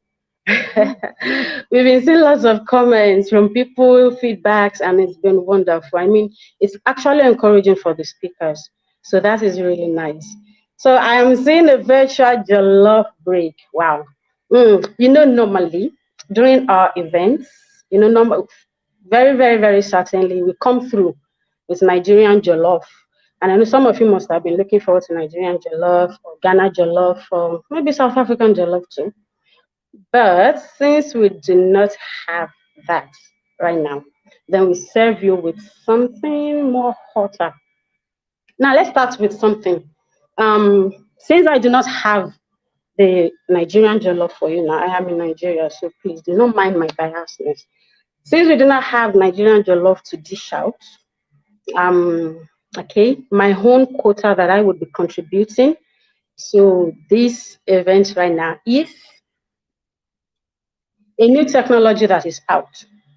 Okay, so as long as you have an Android phone, iOS, um, Apple, or you're making use of a laptop, then you are very, very eligible. Okay, so it's a practical thing. It's a new technology that is out, and I'm sure that most people do not know about it, yes. So just see this one as a first of information. So it's a very practical thing because it's something you need to practicalize. Just follow me as I drop the step-by-step guide. Okay. So look straight into the camera of your phone. I mean, I'm sure you have a camera sensor. So just look straight into it, then go closer to it. Don't worry, you get the results soon. Go closer to it, go closer, a bit more closer. I hope you're following me as I'm going. Good. Now, try and breathe in a little bit. This thing is practical, you get the results immediately. So breathe in a little bit. Do not breathe in too hard. Breathe in a little bit.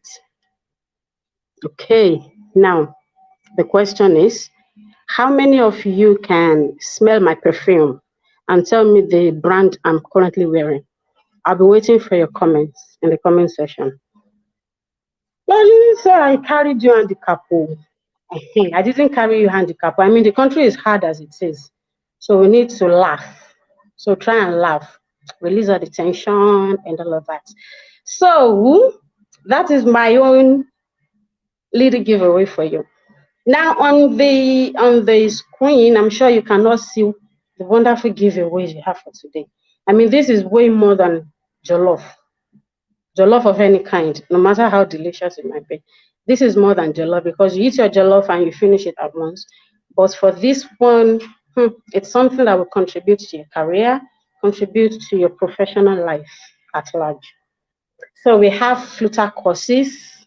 I mean, Flutter courses. I mean, I've been seeing comments. Yeah, I remember now that I saw some comments about Flutter. Some people that are willing to get into Flutter. So we have free Flutter courses, and it is dropping in the comment section. Yeah, just check. So you see free Flutter courses. Then we have JetBrain ID licenses of about $500. That is an awesome one. If you ask me, or even if you don't, I'm telling you, it is an awesome one. Then you have job opportunities. I mean, we've been talking about community, and you mentioned about job interviews and all of that.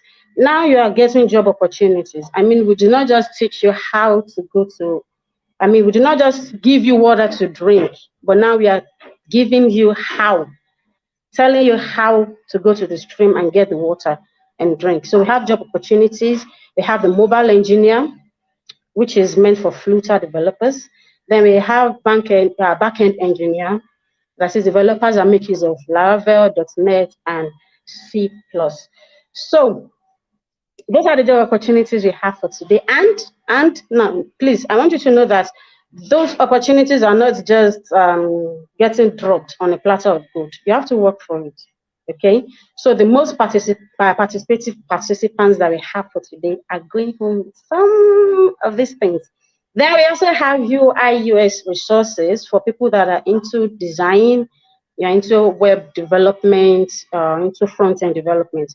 So you have UI and UX resources all for you. I mean, see the list. And it's not just about the list. I mean, we have 4 things here, and it's not just about that, but the breakdown of each one, it will go a long way. So go into Slido and drop your feedbacks. We will get our winners from there. You know, there are always winners during our events. So we get winners from there. And after that, during the event, we will also still have a very, very short session for question and answer. So the best answers, or let me say the best answerer wins. So that is that about that. Now, okay, we will be moving on to the next session. We'll be calling up the next speaker now.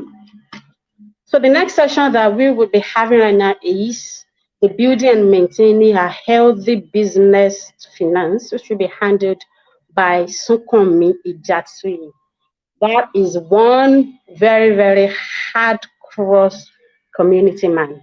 So he is a senior software developer, engineer at Missouri Solutions Limited. And let's just wait and see how it would help us manage our business finances.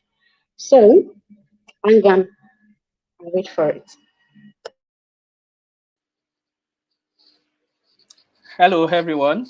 Yeah, it's glad to have everyone here today, and I'm super excited about the whole event, from the career tips, personal branding, and also getting remote job. But then there is an hitch, that there is something that we need to be aware of. That's something that can help us to get to where we want to get to. Yeah, which is building and maintaining healthy financial business. My name is Sukomi Jati, and I'm a senior software engineer at Missouri Solutions Limited. There is something I want to tell everyone today, which is something I think that it's a personal problem for me that happened to me in the early stage of my career, which is whenever I get jobs, I don't know how to manage my finance, which is a problem. And it's something that I believe everyone has been experiencing, every developer. And the next thing is, when we talk about personal branding, you have a business, but then to be professional about your business, which is where the personal branding is. Some people want to request for a job without any invoice, which is very, very bad. So it's something for you to be able to boost your business, to ensure that you are a professional in your career, in your business. You need invoice. You need to issue invoice to clients. That shows how that shows that you are professional in your career. And clients love to see this, because that's built a kind of trust connected to your business. And this is what we are doing at Missouri Solutions Limited. And there is a solution that we've already crafted, not only for you to brand, not only for personal branding alone, but helping you to track your finance, your business finance, and how you are actually getting closer to your goals. Goals of you having a great traveling around the world, building house, getting a car. All these things comes from the work and the job that you do. You wake up every day, 4 a.m., 5 a.m. You be, for developers, you'll be on the screen for like hours. But that's the work. But you need results that people can see that, oh, you are actually doing the job, which is where your financial that speaks out at the end of the day. So I'm be glad to introduce to you an app called Cashier. So what Cashier is going to do for you? Within less than 2 minutes, you can send invoice to your client. Less than 2 minutes, you can send estimations to your share estimation to your clients via WhatsApp, via any medium at all. So Cashier is not just sending invoice alone, but it helps you to keep track of your financial, how you are doing as a business financially, your expense, the sales that you make, everything with a built-in great report to show you how you are making profit and how you are actually spending your money. If you are making loss or you are making profit, the Cashier app is there for you to help you manage this. And guys, I want you guys to join me on this journey of we helping ourselves as a developer, as a business, to build a healthy financial business, to hone in our business and to ensure that we are really actually gaining the profit. We're making the profit and impacting life with our professions and career. And how we can do that is by way helping to managing our business financially in a healthy way. To get Cashier app is not that far away from you, as you all know, that you can explore feature of Cashier with me. I have a referral code that I'm giving out now, and this referral code comes with a very great premium of Cashier app, of what you can do with Cashier app. If you are not going to be using this referral code, you'll be limited with the features that you're going to get on Cashier app. But I'm bringing this in collaboration with Cluster Jam to be able to ensure that people benefit from this app. And that is why I'm making this available to everyone using my referral code. You can get it on the Play Store right now by just searching Cashier app. Just search for Cashier on Google Play Store or Apple Store, and you will get it downloaded. By the time you're signing up, it's just super easy. Just in less than 1 minute, you already signed up. You already sharing your invoice, creating your product, and sharing invoice with your customer. You have your logo being customized on your invoice. Your trademark, everything is on your invoice. By the time you share them with your customers, with your clients, as a developer, as a business, and everyone that will be using this app. So guys, I want you guys to join me on this journey of we helping to build and maintaining a healthy financial businesses. Please download the app using and sign up using my referral code, and that is all you need to know. And there are so much exciting features that will be coming up. If you use this referral code, we have access to those features before they even get to the public space. So I'm assuring you that you, with this referral code, you could be able to get the more of what Cashier Hub is going to do for you. Your tax management, everything is inbuilt there. You don't need to like go to your bank before you get statements and everything. Everything is incorporated inside this app. From your bank to your business, money is coming in, going into your bank, money is going out from your bank, and everything in sync with every areas of your life. And that's the problem I cited growing up in the early stage of my career. And I want to make sure that everyone doesn't fall into this particular problem. So, and that's why I'm on this journey right now. I'm using it, and I can testify to what I've been able to achieve in the last few weeks that I've started using Cashier Hub. And trust me, guys, I'm bringing this to you for free without you paying any amount.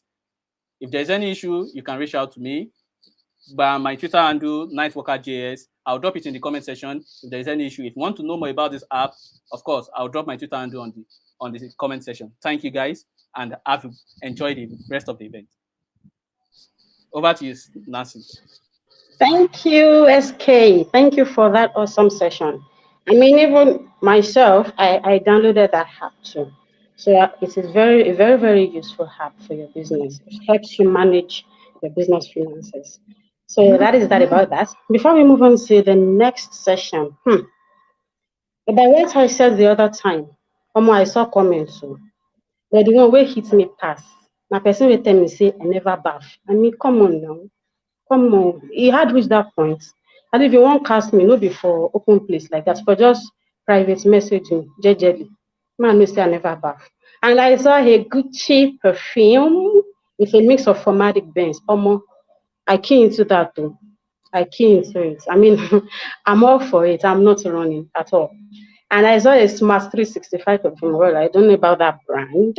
But if it's one that smells enough, well enough to attract money, then I'm all for it too. All right, so we will be moving on to our next session now, which is a panel session. I mean, it's one of the things you're here for. It's one of the things you're here for. You will enjoy the session. I promise. I promise you. So I will be calling up now, ushering in our panelists for today. So the first panelist is Trust. It has been introduced earlier.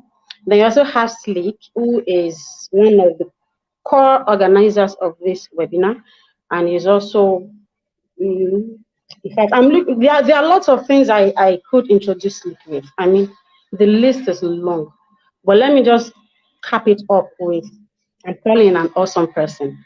So Slick, and also we have Gloria. So we have Slick's bio on the screen. He's a software engineer, tech community manager with over 6 years of experience. I mean, that's a lot. He is a founder of Code Innovation, a unified technology, which is a driven platform dedicated to closing the technology talent gap in Africa. Imagine, not before Nigeria alone.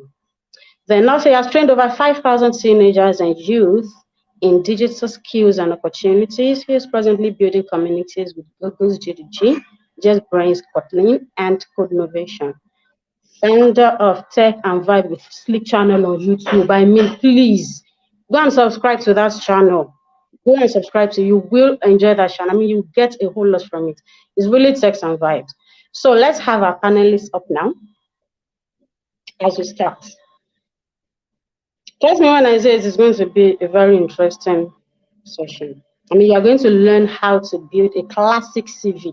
Or not be ordinary, just sidekick CV, a classic one. You know, there's the normal CV, then we have the classic one.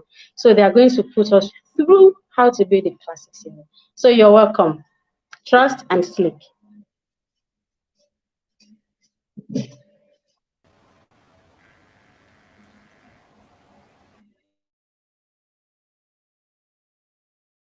Hi, Nancy. Thanks for having me. You're welcome. Yeah, thank you. You're welcome. Okay, so can you give us a short intro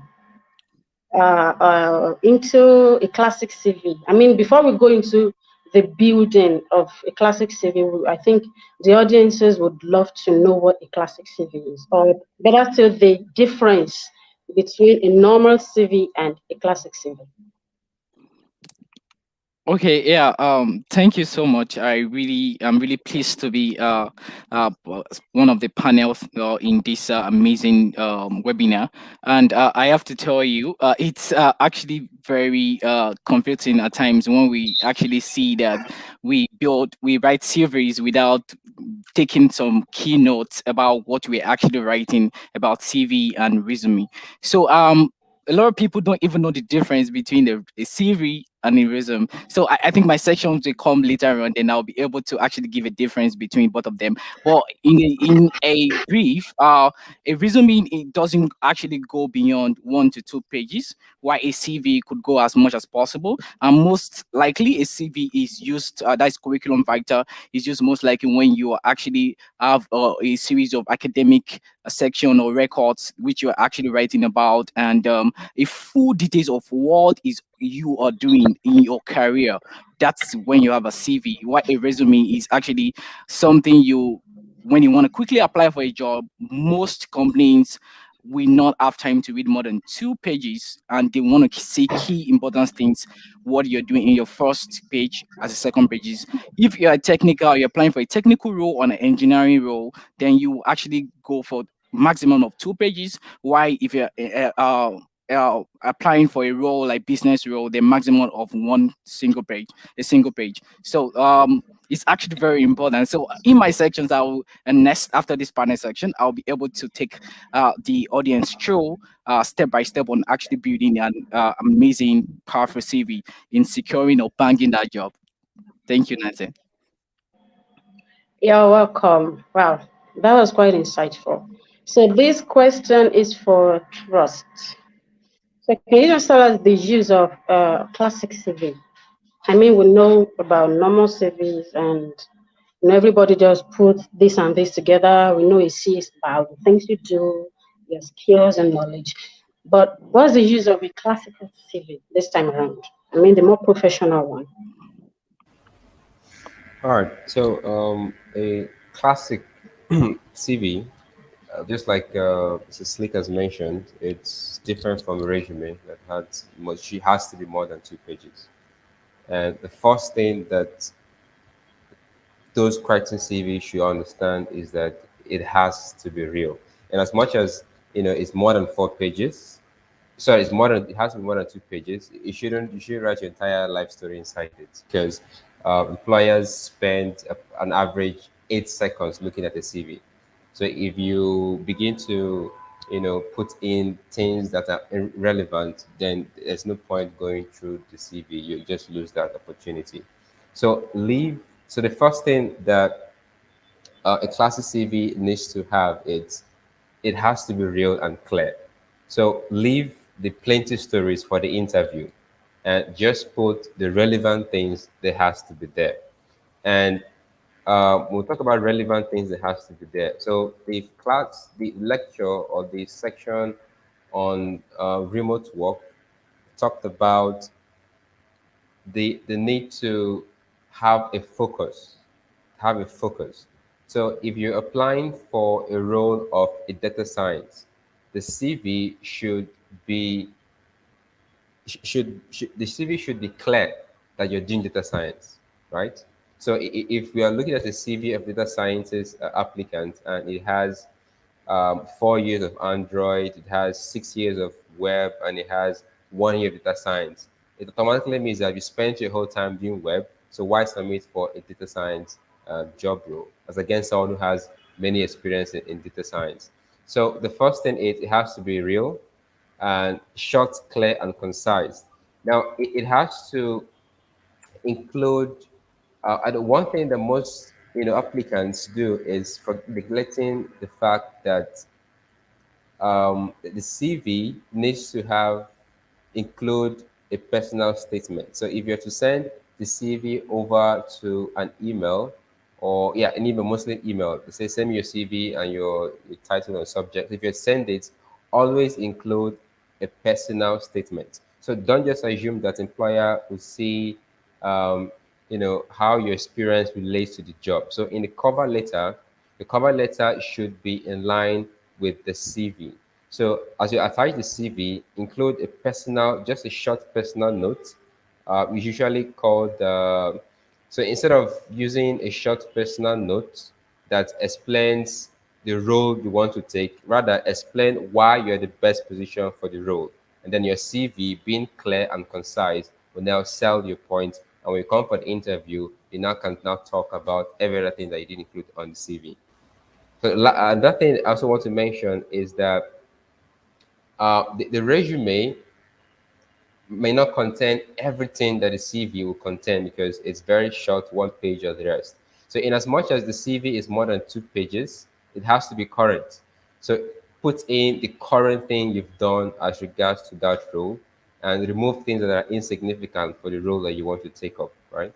So, so that is a brief addition to what a classic CV could look like. So keep it simple, clear.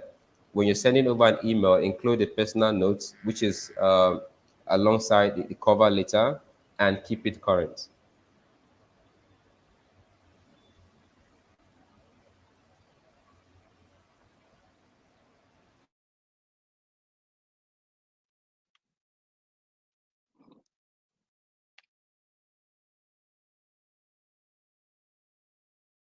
Nancy, you're mute. So, All right. thank you. Thank you very Uh, much. Sorry. Okay. Thank you very much for that trust. That was really awesome. I mean, unprepared for, but awesome. So that's wonderful. I have just one very cogent question for you, which I would love you to answer within 2 minutes. Yeah, 2 minutes, just within 2 minutes. And it says, from your previous session, personal branding, you mentioned something about defining yourself and selecting a niche. So I would love you to reiterate more on that. You get, like, how do you define yourself? What are the things that are attached to defining yourself? And how do you select your niche? That's my question for you. All right. So there's always this formula I love using that makes it easier for developers, not just anybody really, to really create a brand message and a niche. And it's called the PGDM formula. The PGMD formula, yeah, PGMD formula.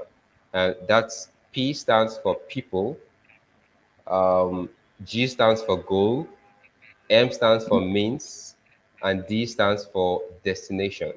So developers who want to create a niche will begin to ask yourself, what the target audience are my skill set going to affect? So if I want to service small businesses, those are my target audience. And the goal, which is the G, is I want small businesses to make more sales online. That is the goal. Now, what do you want to use to help them make sales online? And that is using a website or definitely using a website, a web app, or whatever. So PG, so the G is the goal to make sales. The M is the means using websites and web technologies. And the destination is so that they can automate and make sales online, right? So once you've known, so you can now say, my name is Trust Nyukuri. I help small businesses make more sales online using web technologies so that they can do this and that. So PGMD. So once you've done that, it's easier to now, so if you come to someone says, in less than 3 seconds, pitch your, no, 3 seconds too small. In less than 30 seconds, pitch yourself to me. And you can use the PGDME formula to pitch yourself in 3 seconds, and the person knows what you do, the person knows how you do it, and the person knows why you do it, right? So creating a brand determines first of what do I want to do, right? And that's the first thing you want to understand. If I want to service, just like Slick is becoming a cloud expert, and now you could become and say, I help businesses reduce costs by using cloud technology so they can automate and achieve digital transformation. So I know that what you do is cloud and your focus is companies. And that helps you direct how the CV, even the CV looks like because of your brand message. And so you now did it. So it's all about selling, right? I think at some point, the CV needs to contain some copywriting, especially when it's time to express, right? So once you know who you want to serve, am I serving companies, small businesses as a freelancer? Or, so you need to know what you want to do for them. What's the value they're getting from you? Are they going to reduce costs? Are they going to sell faster? Are they going to automate tasks? So if you're going into machine learning, you want to understand what solution can my skill give to people. So you could sell yourself as I am a machine learning engineer or developer businesses who helps businesses and brands automate customer service using chatbots so that they can do this and do this, right? So that is one of the best ways to use the PGMD formula to narrow down who you are, what you want to use to do what you want to do, and who you want to target to. So once you've done that, everything becomes easy. You know who you're meeting, what you're going to do, and things like that. Thank you very much for that. I mean, that was concise. Thank you. Thank you. That was awesome. So now I'll be calling on Slick now to give us more on building the classic CV. Slick, let's have it.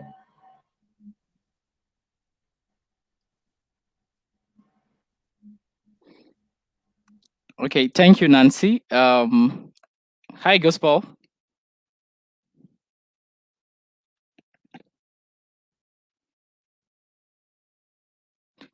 Hi, Gospel.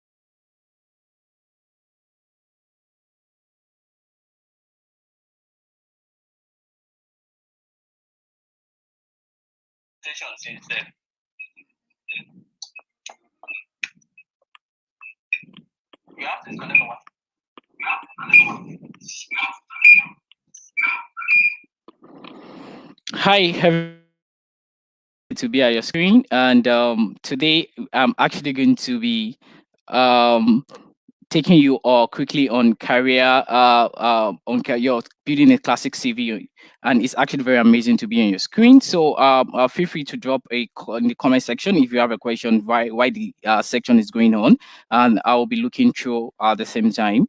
So quickly I'll be taking through my slides. So okay, we can't hear you very well.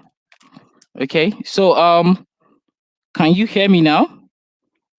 So drop a comment and let me know if you can hear me now, if everything is clear now.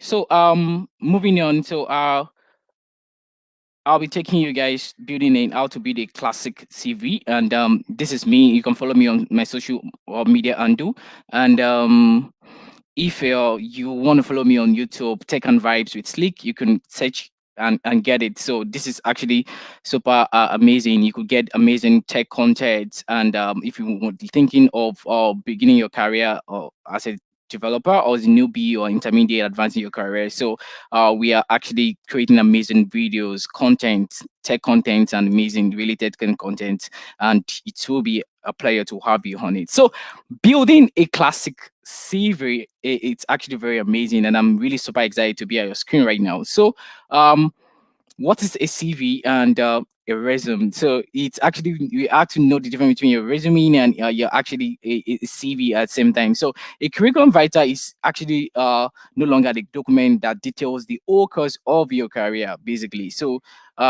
it's actually a longer version of your resume, and a CV is mostly used for academic purposes, because in your academic records you have a lot to actually say. Maybe probably you're applying for a doctorate degree or a scholarship. You need to say a lot of things in your CV and build an amazing academic record CV. So it could actually be in an older aspect too as well too. So why a resume is a one or two pages, just like I said earlier on in the panel section, document presenting key facts about your professional experience, your educational background, your skills, or even if you have extracurricular activities as well too, which I'm actually going to quickly dive into.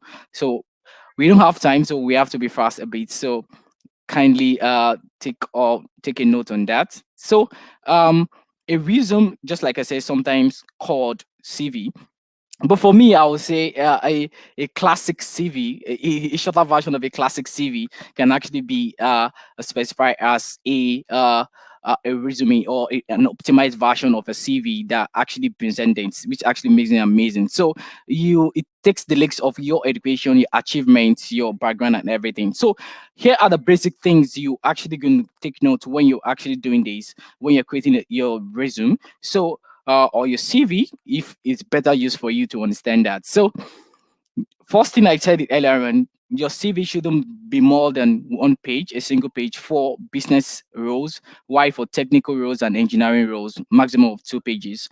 So you have to check your format first, you check your content, and you check your length, the length of your CV. So in the format space, you have to be consistent, simple, consistent in your design, from your font size to sizing and to spacing. All this nitty-gritty has to take notes. You have to be concise with that. Use a black or dark readable font. Let your font be dark enough and you could actually see what you're actually writing. Format as a PDF when you're done, when it's advisable for you, or professionally, you have to make sure you convert your CV to PDF before you actually send it to apply for roles when you're done. So in building the content, you have to take note of the contact information and email at the top of your CV or resume. So objective statement is optional. Some people put objective statements, which is fine for some roles, but you make sure that your objective statement is not general. It has to be different from different roles. So I used to say this is a premium tip. If you're building a CV and you're applying for different roles, make sure you have a customized CV for different roles and keep improving on it. Every roles are different because they have different keywords, different descriptions, and it's advisable for you to know that you're actually building a CV that you can actually get the maximum keywords when you're actually building it, which is actually awesome. So another thing you have to take note is your reference is optional except it's being requested for. So include what's relevant for each roles only, because you have to have different roles for every CV, and avoid typos at the same time. Typos are very, very key when you're writing a CV. So I will encourage you to download a Grammarly when you're writing. It helps you visually when you're writing CVs or any content online. It will actually assist you, and you could actually get to avoid more typos when you're actually doing this. So the length should be 1 page for business and internship roles, 2 page maximum. So maximum for 2 page maximum for internship roles. So if you are applying for internship role, so make sure you just have 2 page maximum. And if you are applying for for engineering roles and technical roles, 2 page maximums, use bullet points with consistent formatting and structure. And references is optional while you're doing this. References is optional. And make sure you request, you give a reference when it's being requested by your employer. So here is actually, I just checked, it's actually a sample of resume. And what you could put on your resume. And actually, you can't put everything that is here, what is important. And I'm actually going to give a brief of, and the image in the front, you see the objective statement, not necessarily optional, your education, your experience, your technical roles, and your technical skills, then your leadership and awards, or probably you have extra activities as well too. So student and recent graduates, you just have to know your list of programming at the top when you're applying for technical roles. At the top, you put your GTOP profile, because sometimes your GTOP profile can secure you your job instantly. So it's very understanding that you don't necessarily need to write too much on your resume. Most times you just have to make sure you have your GTOP, your works, your portfolio, what you're doing related to open source related works on your CV, and it actually goes a long way. So education first in the content, then experience next as well too. So for technical roles, list programming is at the top for engineering and technical roles, GTOP at the same time, experience first, leadership roles following in that format. So for education, only make sure you post for education category when you're writing your CV, make sure you only post secondary institutions and all degrees that are majors. Only your post-secondary institutions is only big thing that should be your education category. Most recent education first by that format, and include your graduation year in this format, month and year. So for example, you have June 2021, so that's fine. So for students are writing a CV, graduation date in that format, you can put it, either you're applying for an internship or whatever you think you can. It's advisable to include your CGPA, because it's one of the key criteria for Google when they're actually taking students and all that. CGPA is a factor, but they know that it's actually not the same in all different schools. So, but it could help you at the same time too. So academic research, if you're doing academic research, it's actually ahead, or it's actually a bonus for you to actually do when you're actually applying for a job. So then you also have personal projects, or you've been to architects, open source, mobile or web development, or coding competitions. All these things are actually very important when you're actually creating a CV. So you can actually add all those things on them, then you're perfectly fine when you're doing this. So experience in another category. So you make sure you list most recent in chronological order. make sure you experience the first, include your employer position, date, listing the month and year. Your points description should be in bullet points and should be concise. Then streamline your points that actually spill to actually the next stage. Make sure they're doing exceed 1 or 2 words, and use action words like I created, I designed, I built, I debugged, I negotiated, I secured, I developed, I managed. Those are action words that actually help you to see what you actually achieve over the time of your career. So of your experiences. So in experiences, read descriptions and pick points of the languages they use in the description. I said earlier on, pick out keywords from the job description, be detail oriented. Sometimes I was applying for a job and they have to split in the description of the job and say, I should put also thing in my CV while applying. They just want me to know that if I pay attention to details and I'm well calm and collected. So sometimes it's very good for you to read the description of a job and take your time to do that while applying. So focus on the result and metrics.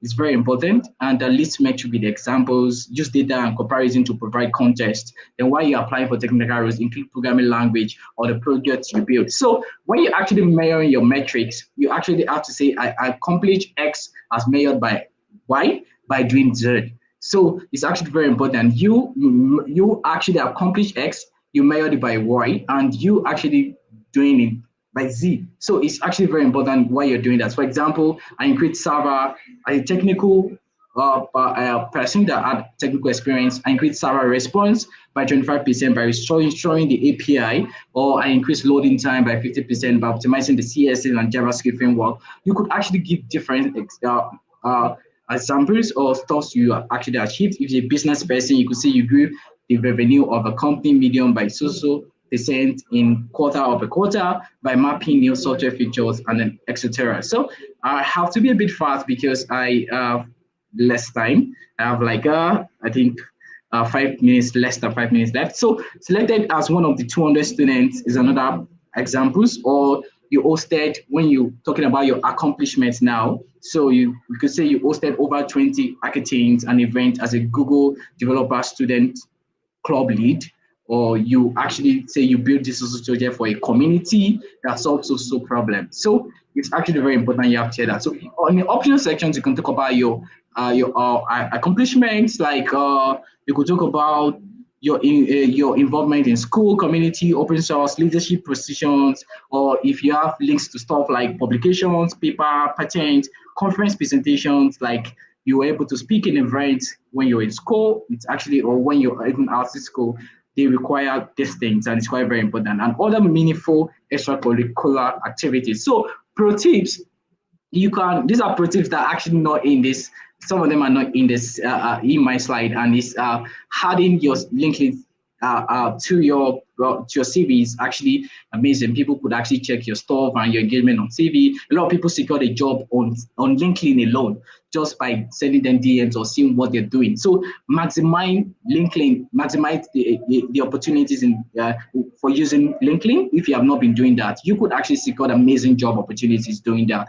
So write keywords, I said earlier on, measurable results using metrics, then write length, 1 page for business page, 2 page for technical and engineering position roles. Don't forget, it's actually very important. So this is a summary by cultivatedculture.com. So resumes with a LinkedIn profile see higher interviews rate, but only 48% of resumes included a LinkedIn profile. 40% don't like including that LinkedIn profile, which is not good. So, and a lot of them see higher interview rates. Candidates only included 51% of important keywords and skills heavily under indexes on the soft skills. So make sure you do this. Read the job description, get the keyword, and get your stuff done. Measurable metrics improve outcomes, but 24% of resumes included in 5 or more metrics. And research shows that ideal resume length is 475 to 600 words. Measure your resume and see your length in words. So 77% of resume fell outside that range. So make sure you try to ideally, make sure you put your CV in range of 475 to 600 words. It could actually help you a lot and make your CV stand out, even when they use softwares to actually read your CVs, and they use keyword length, and those are factors they use to actually scrap out CVs when softwares run your CVs and all that. So floppy content takes away a resume, but 51% of resumes included buzzword, glitches, and incorrect pronouns. Like, you have to avoid typos and errors. Use Grammarly to help you do this, and be careful what you use, the words you use when you're actually creating your CV. This is actually very important. So if you want to build a CV, if you go to Seti.com, they will, they will guide you in some things. They have just Seti.com before, and I see their suggestions is mad. Their AI powered by that platform helps in building a great CV, and you could actually get a powerful CV by using our platform. If you check the platform, Seti.com. Then if you want to read more about careers, about Google, or you're looking at getting a job in Google, so you could actually check careers.google.com/our-we-hire. So you can actually check everything, and you even see structure of how to create a great CV in that page as well at the same time too. So big shout out to everyone who attended this Cluster Jam and who was here. Big shout out to DSCs, GDGs DSCs, and GDG across Sub-Saharan Africa and globally that were able to join this. Send me a big shout out to everyone. This is one of their previous summits, and it's actually amazing to see beautiful faces on my screen right now. So amazingly, thank you for my section, and that was it. So if you have any question, drop in the text inbox section.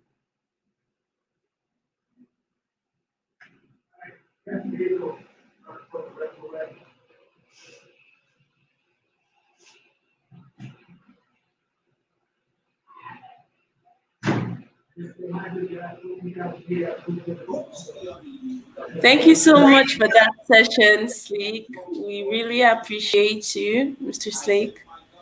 Thank you for your time and for this. Thank you so much, sir. Welcome. Thank you to all our audience, all our speakers, everyone who participated in this program. We really appreciate you. We thank you for your presence, your time. It really means a lot to us. Thank you so, so much, everyone. Okay, so if you enjoyed today's program, please, I need you guys to follow, subscribe on the YouTube channel, follow us on Twitter, Instagram, anywhere you can find GDG DSCs.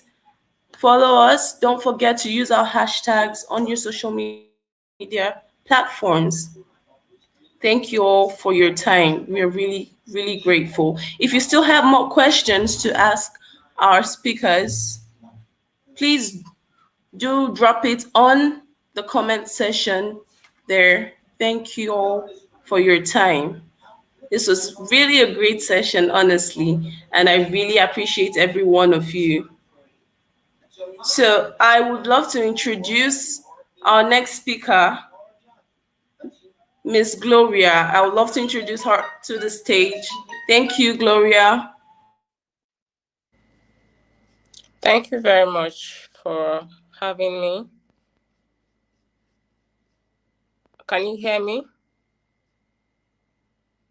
Yes, we can hear you. We can hear you. Okay. So, you're talking personal. Am I supposed to be on this panel with some other people? Yes, you are. Okay.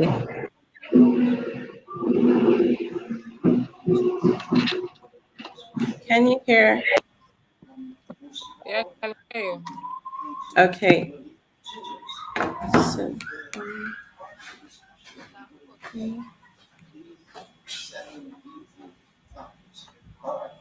sorry, just give us a minute.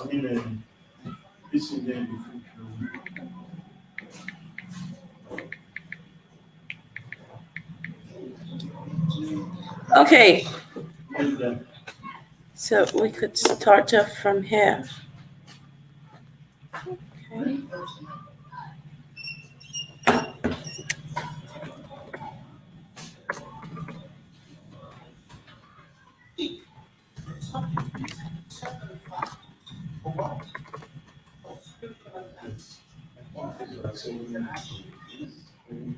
Okay. Okay.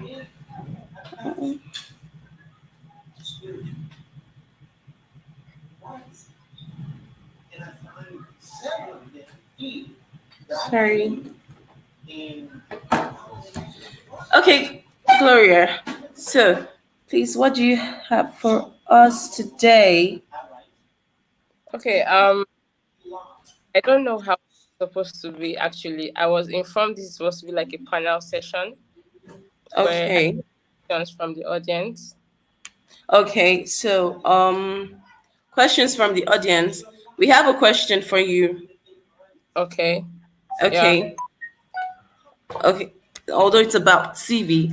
Someone said, what about someone with a priority experience in development but wants to know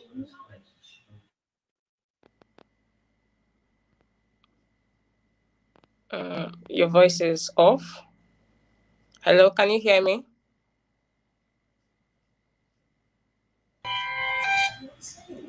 yeah, what CV?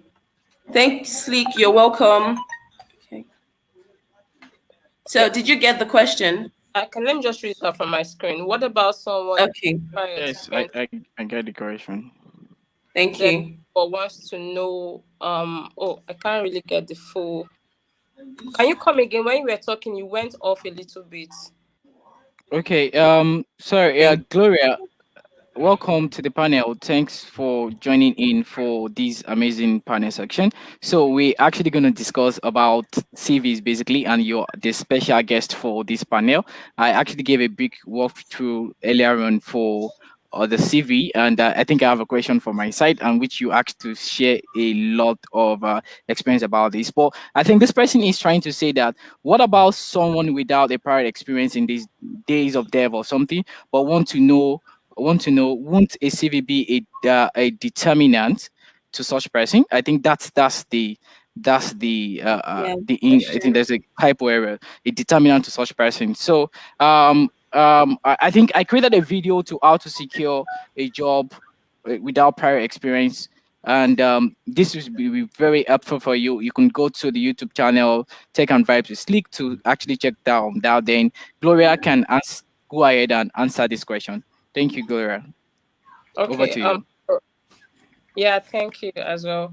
So normally people who are trying to apply for jobs always find themselves in a dilemma where they need experience to get a job, and then you need a job to get an experience.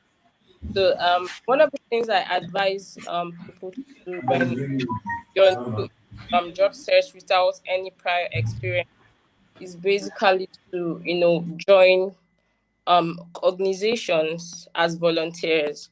So there's a whole lot of organizations out there that can actually take you in. So at this point, you're not actually looking out for the benefits or the financial gains and all of that. You're just focused on getting an experience. Okay, so this is actually what I tell people. So there are a whole lot of NGOs out there that actually would want you to come and volunteer for them. So if you volunteer for an NGO for about 3 to 6 months, that's an experience. I can add it up to your resume and start applying for jobs. So yeah.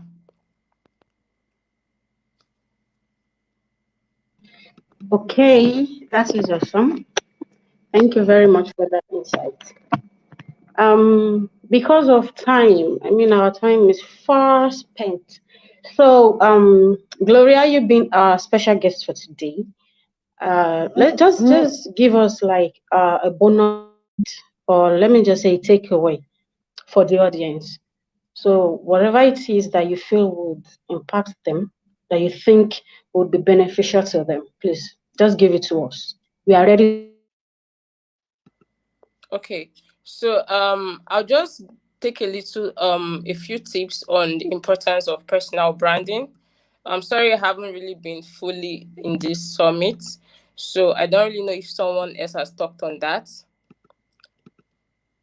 So basically the importance of personal branding, as especially for someone who is in tech, because tech people, most times we feel that it's all about doing your job as a developer, as a designer, and getting the hard skills, but it's not all about coding and designing and all of that. If you have a skill and there is no people are not actually saying you that you can do this thing, it'll be very hard for you to get jobs and contracts and gigs. So one of the things I tell people who are new in, especially people who do not really have like a personal brand. So one of the importance of, I'm just going to list the importance of personal branding. So one of the things that you gain from personal branding when you brand yourself, especially digitally online, is one, you get what we call the social currency. So we all know that there are different types of currency actually. So we have the financial currency, which is like what everybody is actually looking out for. So I have this skill, I get to apply for a job, and then at the end of the month or thereabouts, I get paid by my employer. So that's like the normal currency that everybody knows. That's like the financial currency. But what personal branding does to you is it actually gives you what we call the social currency. Now let me give you an example to explain what social currency actually means. So if I have a job and my pay is say $5,000, for example, every month, and then I have a platform, a personal platform where I sell my book or any of my anything. It could be like a mentoring skill or anything I have. It could be an ebook. It could be anything that I know how to do and I'm selling it. So let's say I have a subscription base for people to pay me every month, and I have a job of that pay me $5,000. So at the end of every month, if I have a platform where I sell any of my products as someone who has a skill, it means that if I have up to 1 million people that know me and actually trust what I can do, they have seen me as an authority in my field, and I'm taking, let's say, $1 from them each every month to actually pay me for the things I'm doing for them and all of that. It means that at the end of every month, I'm going to have $1 million plus my salary, which is $5,000. Now, I'm not saying you should go and start, outside your job, start selling your skill. I'm just trying to explain to you the importance of personal branding when it comes to social currency. You don't find it very hard to sell when you have social currency, because you have people who already trust you. You have people in your network, and these are all the things that personal branding can do for you. Now, let's be sincere. Personal branding is actually a very is not really an easy process. You don't just come and start branding yourself today and everybody gets to know you. In fact, it's not even advisable for everybody to know you. It's very important that only the people, at least from the first start, the people who actually need you should know you from the first start. So if you're trying to brand yourself and everybody knows you, it means that you don't have a niche. That is what it means. You don't have a niche. So like I said earlier, one of the things that personal branding does for you is it helps you to gain what we call the social currency. So it also helps you to gain what we call trust. So when you always put yourself out there and people know that, okay, if I'm not doing something right, there's no way I'll have the confidence to put out myself out there. So for the fact that I'm putting out myself out there and nobody comes out to say, yeah, I know this guy, he doesn't deliver on his jobs, it means that a lot of people actually trust me and they believe in what I do and what I can do. So if you're able to do your personal branding very right and correctly, it means you're going to be gaining the trust of the audience. So I'm just going to round up very fast. So the other one is it actually builds your network. So the network also kind of relates to the social currency, but social currency most times have to translate to gains. So sometimes when we talk about social currency, it's not even just about money. I can have, okay, I know so many times that people have actually reached out to me on LinkedIn and they tell me that, okay, we have this role available. Would you be able to do this? Would you be able to do this? That's what we call social currency, because I mean, these people actually see me and they know that, oh, this person can actually do this, and they get to reach out to me. So that is the social currency. And when I also talk about the other one, which is it's built your confidence. Now, you will not be able to put out yourself. I mean, if you're always putting out yourself and people actually start trusting you, you also have to level up in your skill, not to be able to, you know, disappoint these people. So if I was on the scale of 1 to 10 today, I'm on 3, it means that tomorrow I should be on 5, not no longer on 3. And if I have moved from 3 to 7, you know, on the long run, it means that my confidence level will actually increase. So these are the things that personal branding can do for you. Now, I think I heard one of the speakers say, if you have something and there's no way you can sell it, it means that you will not be able to actually gain anything from what you have. So what's the essence of having a skill and then you're not utilizing it, and people don't even know you for what you're doing or what you do and all of that? So that's what personal branding can do for you. So to summarize everything I have said, it helps you to build a social currency, it helps you to build your trust, and it grows your network as well, and it also builds your confidence. So so basically this is all I have for the importance of personal branding. All right, thank you very much. Thank you awesomely much for that. And to the audience, we have come to the end of today's webinar. I hope you have all learned more.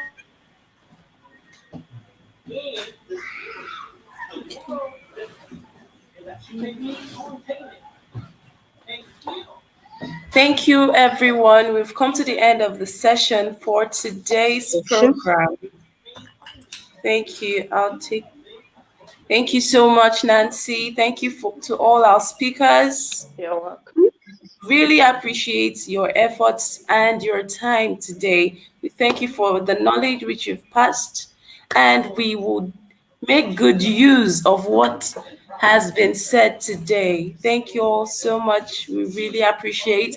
Don't forget to subscribe to our YouTube channels. Follow us on Twitter. Don't forget to post on Twitter using our hashtags. And thank you so much. Look out for programs organized by GDG, GDSD. Just stay updated. Thank you all so much. We really appreciate you. Thank you.